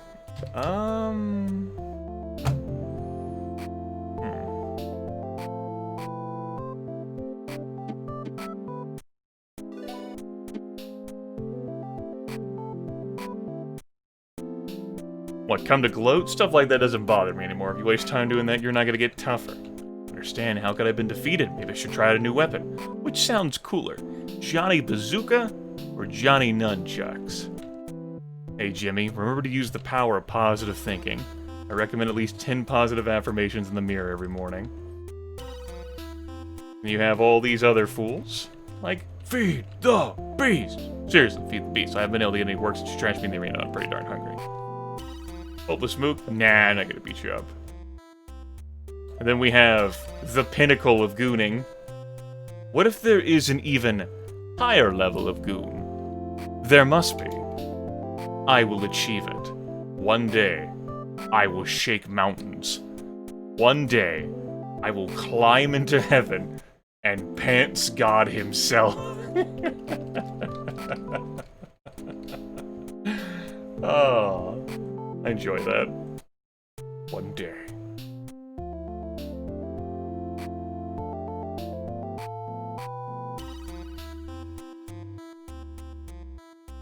Feed the beast! Feed the beast! I checked my notes for something. It does look like I didn't write it down, and I misremembered. I have misremembered the reward that you got for, beating up those three. And, that means that the only other place that could be is something that we will not be exploring in this revisit. So I'll go ahead and give up the goods now. There's a 4th Jimmy statue you can acquire, Super Robotic Jimmy. And instead of working to complete like any common set or any monster set or any rare set, it can do anything. And so you can combine that with, say, like, for example, if I had Silver and Super Robotic, I would only need 3 of every monster set instead of 5. Allowing me to fit in another one. But that option is not open to me. Alright.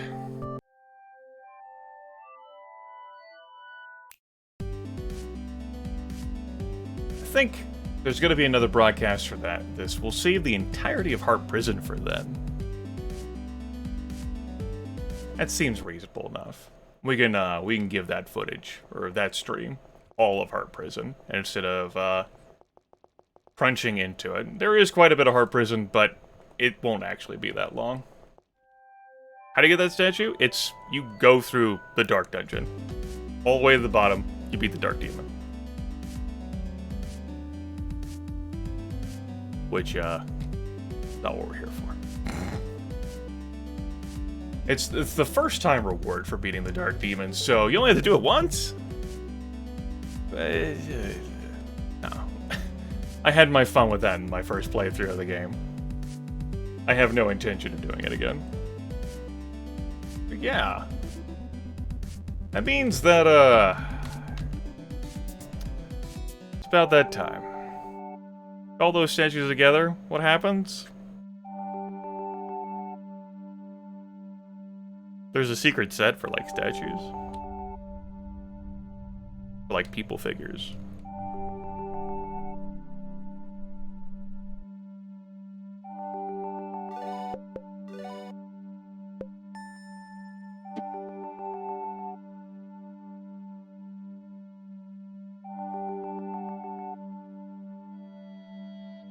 Gotta turn off the chat overlay for this one. I'll still be able to read you folks, but, those watching the broadcast at home, will not be able to.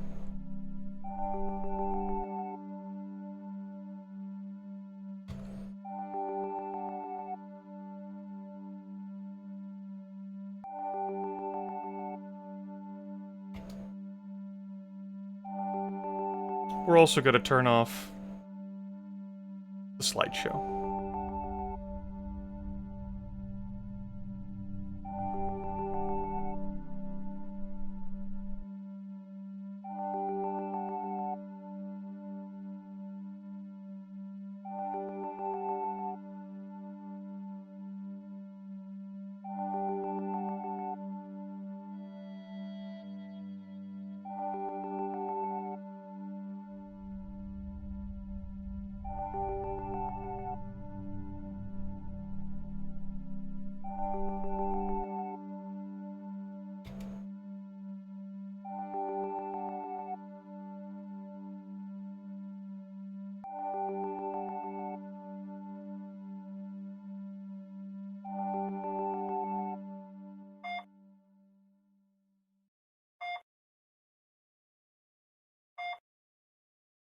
I have no access to the menu.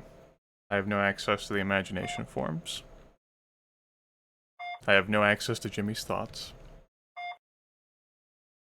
Jimmy can't remember what the inside of his house looks like.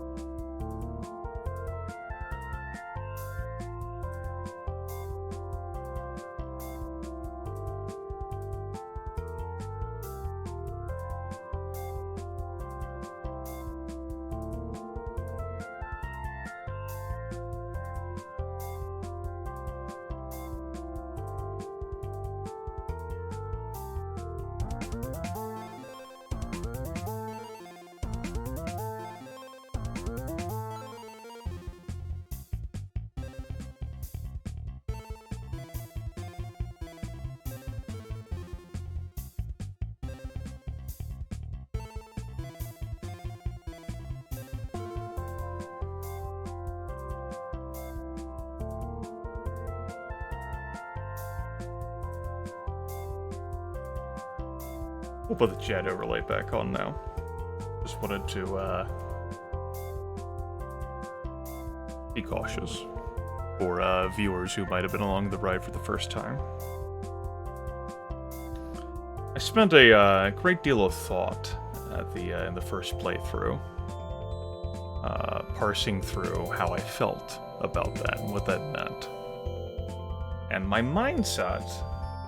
I can't deal with this jovial music right now, I had to turn you off. We'll keep that screen open. My mindset is basically the same as it was at the end of the first playthrough, when I spent all that time outside and voiced my thoughts there. I compared the end of the game to the end of 1984, which was I thought an amusing analogy that I built a bridge towards, and I still do feel the same way. The story, if you're not familiar with, a dystopian novel written by George Orwell, in which a character, Winston Smith, attempts to fight Big Brother and the Inner Party, the sort of the grossness of 2 + 2 = 5, the grossness of throwing like the truth down memory holes. It is a fight he ultimately loses. The ending scene of that depicts what became of him after his total betrayal, after the Inner Party confronted him with a grossness which he could not defeat. It depicts and details him basically being killed by a bullet to the back, by the executioner coming, but he doesn't actually die during that. Instead, it is the death of his resistance, of his fight, of him ever challenging the Inner Party. It's the death of him as an interesting character. And although he could live for decades after that fact, it was relevant. The story was about him fighting Big Brother. And after he changed, after he was no longer the fighter, then our time with him ended, and the rest of it was irrelevant. It is not made explicitly clear in the course of Jimmy and the Pulsating Mass what is wrong with Jimmy. Only that is, he is severely sick, enough that his body has been wasting away. There are clear indicators of what horrid illness or medical condition is wrong with him. But it is made more explicitly clear that he has been sick for a while. It has been on his mind, and that he's been wasting away and hasn't even been awake for weeks. I've shared before that I'm uncertain whether, like, this entire story of Jimmy and the Pulsating Mass takes place during, like, one, like, coma-induced thing, or whether he wakes up at points during it. Like, whenever Jonathan Bear grabs Buck and falls down into the pit. You know, it's the sort of situation you would see him, like, having been up and then returning to tell the story. Nor is this the first story Jimmy's ever told in his dreamscape. As you see, like, those necromantic, like, stagehands during the credits. They're basically, like, resetting and, like, rebooting for, like, another dream. And you see there, like, when we're in the house at the end, with the song A Closing Window playing in the background, as opposed to an opening window near the start of the game. You know, Punch Tanaka invites Jimmy into this endless world of dreams. And before Jimmy can walk out the front door, as you might be used to get outside the house, Helga stops him and says, "You don't have to go." Of course, that's Dream Helga. That's a part of Jimmy. Casey never forces the player to walk out the front door, even though the image files for that in you extract the data, those image files are labeled as finale. The player's not forced to experience all of that. As such, your ending of the game doesn't have to be that. But let's say it is, and that's what happened. A common query, like a thought process that I came through viewers of the series of, is Jimmy dead? To which I reply, as I did, like, in, like, my thought compilation video during the first playthrough, I don't know. I don't have enough information to make that claim. What is certain for me is that by walking through that door, our time together is at an end because Jimmy is done telling stories. This game takes place within Jimmy's dreamscape. Like, it's him confronting, like, his hopes and his fears. Like, him, like, wrestling with things that are happening to him in real life and completely fabricated.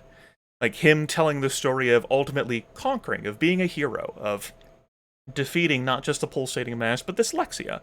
And him winning the respect of his brother and the love of his family. When he walks out that front door and he forgets what his house looks like, that's Jimmy being done with dreaming.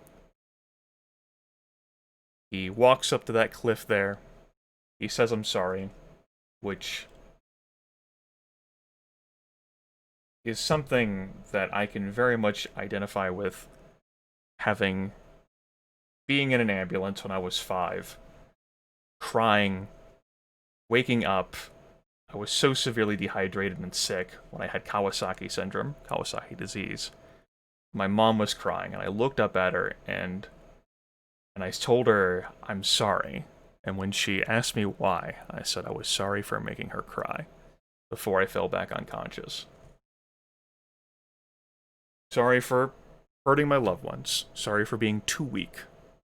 Sorry for not being able to, in Jimmy's case, wake up and startle and happily surprise his family. It's possible that the doctors note the idea of, like, letting whatever's happening run its course. And maybe it does run its course. And maybe Jimmy does wake up. But Jimmy is forever different. And our story just doesn't belong with him either, which is why, like,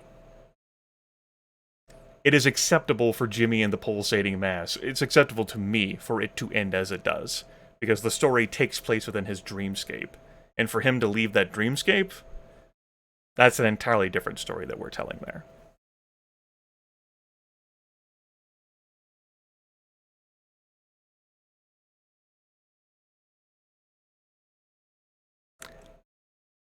I don't find it like a sorrowful, like, that's fucked, like, ending. It's thoroughly telegraphed. It doesn't come as any, like, deep surprise. You know, like, I don't have any expectation of Jimmy, like, slaying, like, the pulsating mass, like, in his dreams, and then using dream power to persevere himself through positive thinking, yeah? To wake up and be hale and hearty.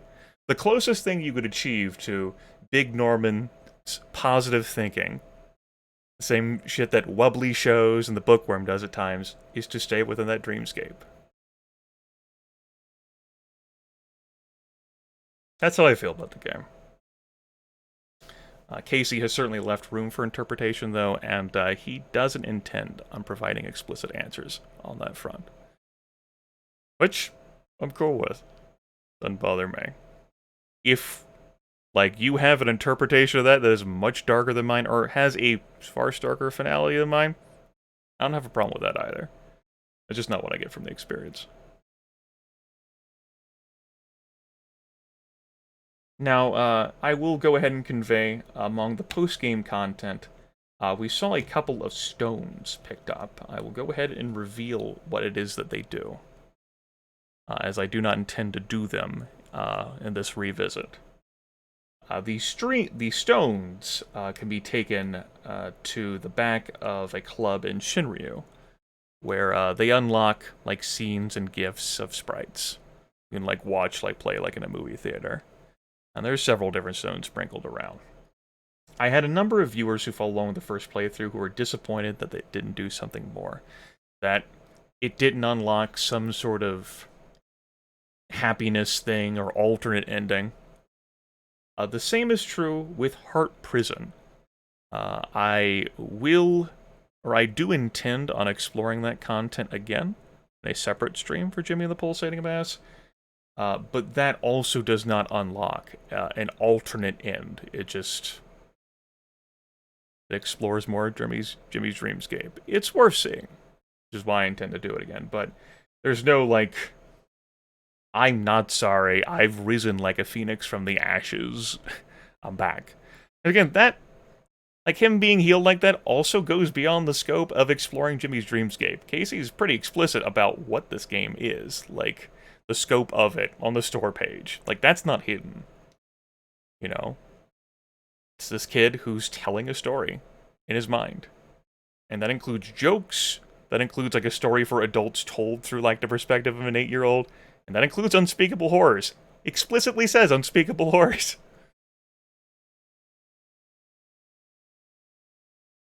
There's some real gut punches in this game. There are certainly moments in the first playthrough where I stared at something and went, Casey, you son of a bitch.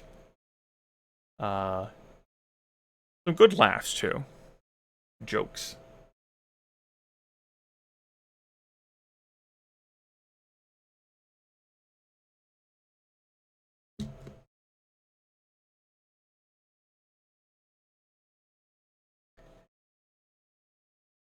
I find this to be a great game. The story and the gameplay mechanics carry each other well. You encounter beach babes. Jimmy is bashful and afraid. You encounter the pulsating mass, and Jimmy at times is heartbroken. I think both carry each other, and without one or the other, like, without story, the gameplay isn't strong, and without gameplay, the story isn't strong. The two require each other. I enjoy, like, the assortment of different equipment items, the trinkets, the manuals, to customize how the party works, and the imagination, the job system, to customize how Jimmy works.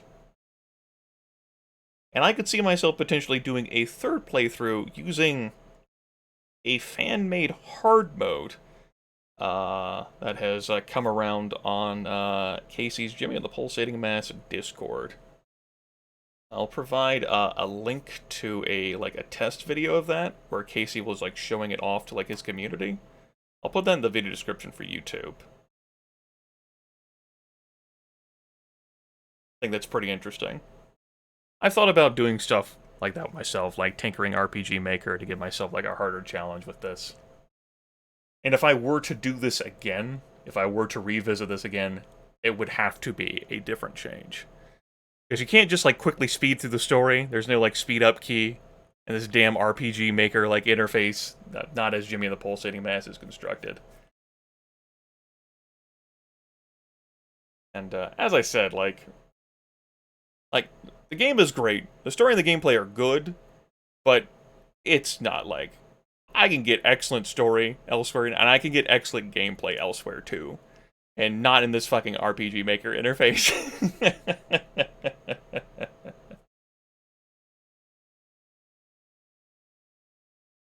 As I noted in the review, you know, my main complaint is the aforementioned user interface. It's the biggest hurdle for the game.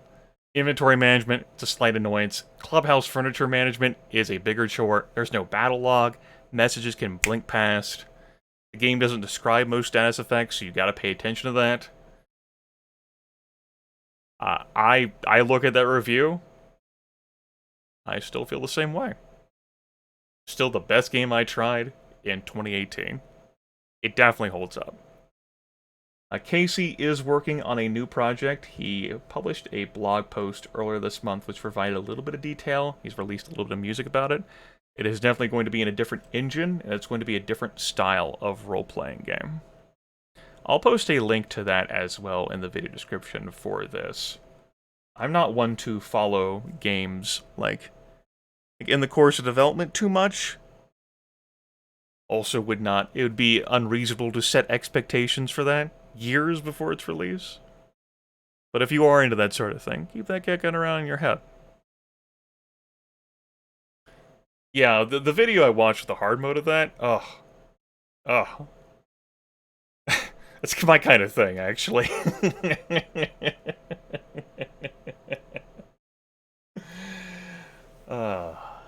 Yeah.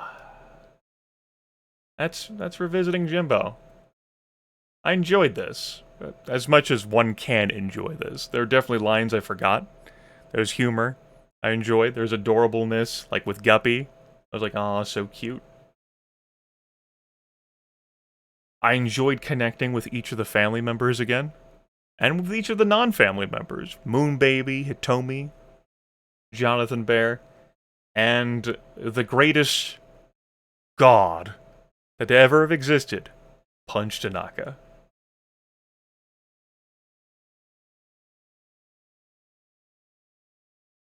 The hard mode or masochistic mode?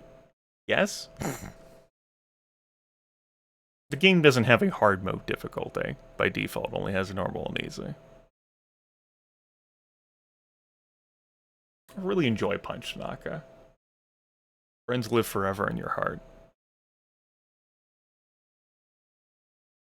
It's a game that rewards exploration. It's a game that allows multiple different approaches. I'm befuddled by folks who find the game too challenging. Like, I can accept you not finding the game interesting. I can accept you not finding the game enjoyable. I can accept you looking at the story and going, meh. I can accept you looking at the gameplay and going, meh. But I have, like, a real problem with folks finding the game too hard. I can't say a real problem so much as, like, I'm confused by it. Everyone has, like, their own, like, difficulty levels, right? Like, the things they find easy and things they find hard in life, the sort of stuff they accept. But I'm just like, I mean, if you put the game on easy mode and, like, use clean getaway situationally, like, if you're just trying to treat the game like a visual novel, like, that won't work. Because it's not a visual novel. There's, like, genuine, like, strategy and, like, puzzle mechanics in it, too. Like, if you're never taking notes or paying attention to, like, the context clues the game gives you in the battles, I don't know, man. Like, I've heard folks, like, tell me the game's too hard, and I'm just like, what? I don't get it. I guess I am strategy, tactical, actually taking fucking notes overlord, though.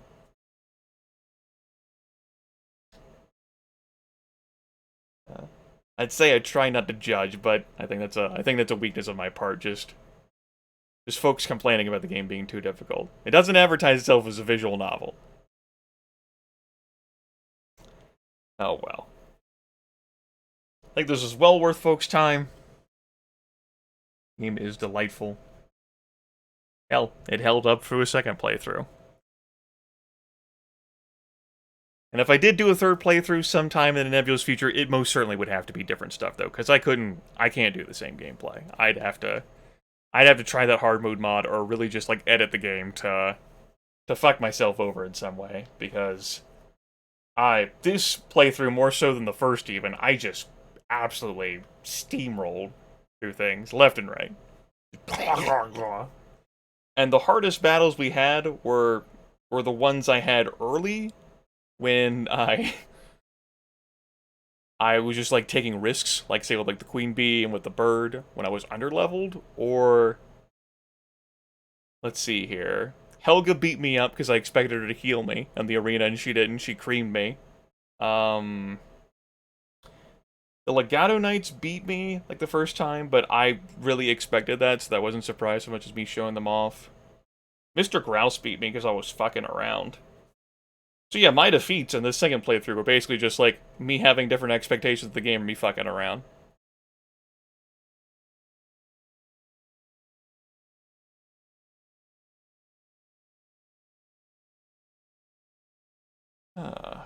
Yeah. Yeah. This was a good revisit. You know, to play through the entire game with all of the story, like, conceptualized in your head from the start. You then look for, like, different, like, clues. Since you get everything from the end, like, when you go back to the beginning, it's like rereading a novel. I'm like, yeah, I see that now, yeah. That was good foreshadowing there, yeah, that makes sense. Alright. I think I rambled on this long enough. I don't have anything new to say. If anything, I would point to, I'll link this in the video description as well for YouTube, the first thoughts and expressions, like, video I did. Well, like, after the end of the main story. As far as I'm concerned, at least for this stream, this game is over. We obviously got Heart Prison to do. That's not going to be much of anything. Challenge-wise. But there will be some interesting facets if you've never explored them before, at the end of it. We're done here! Give me the pulsating mass.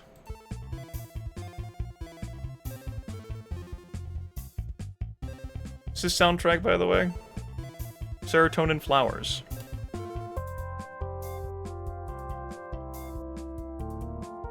And you can hear the beeping in the background.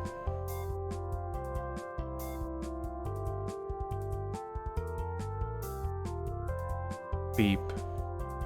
Beep.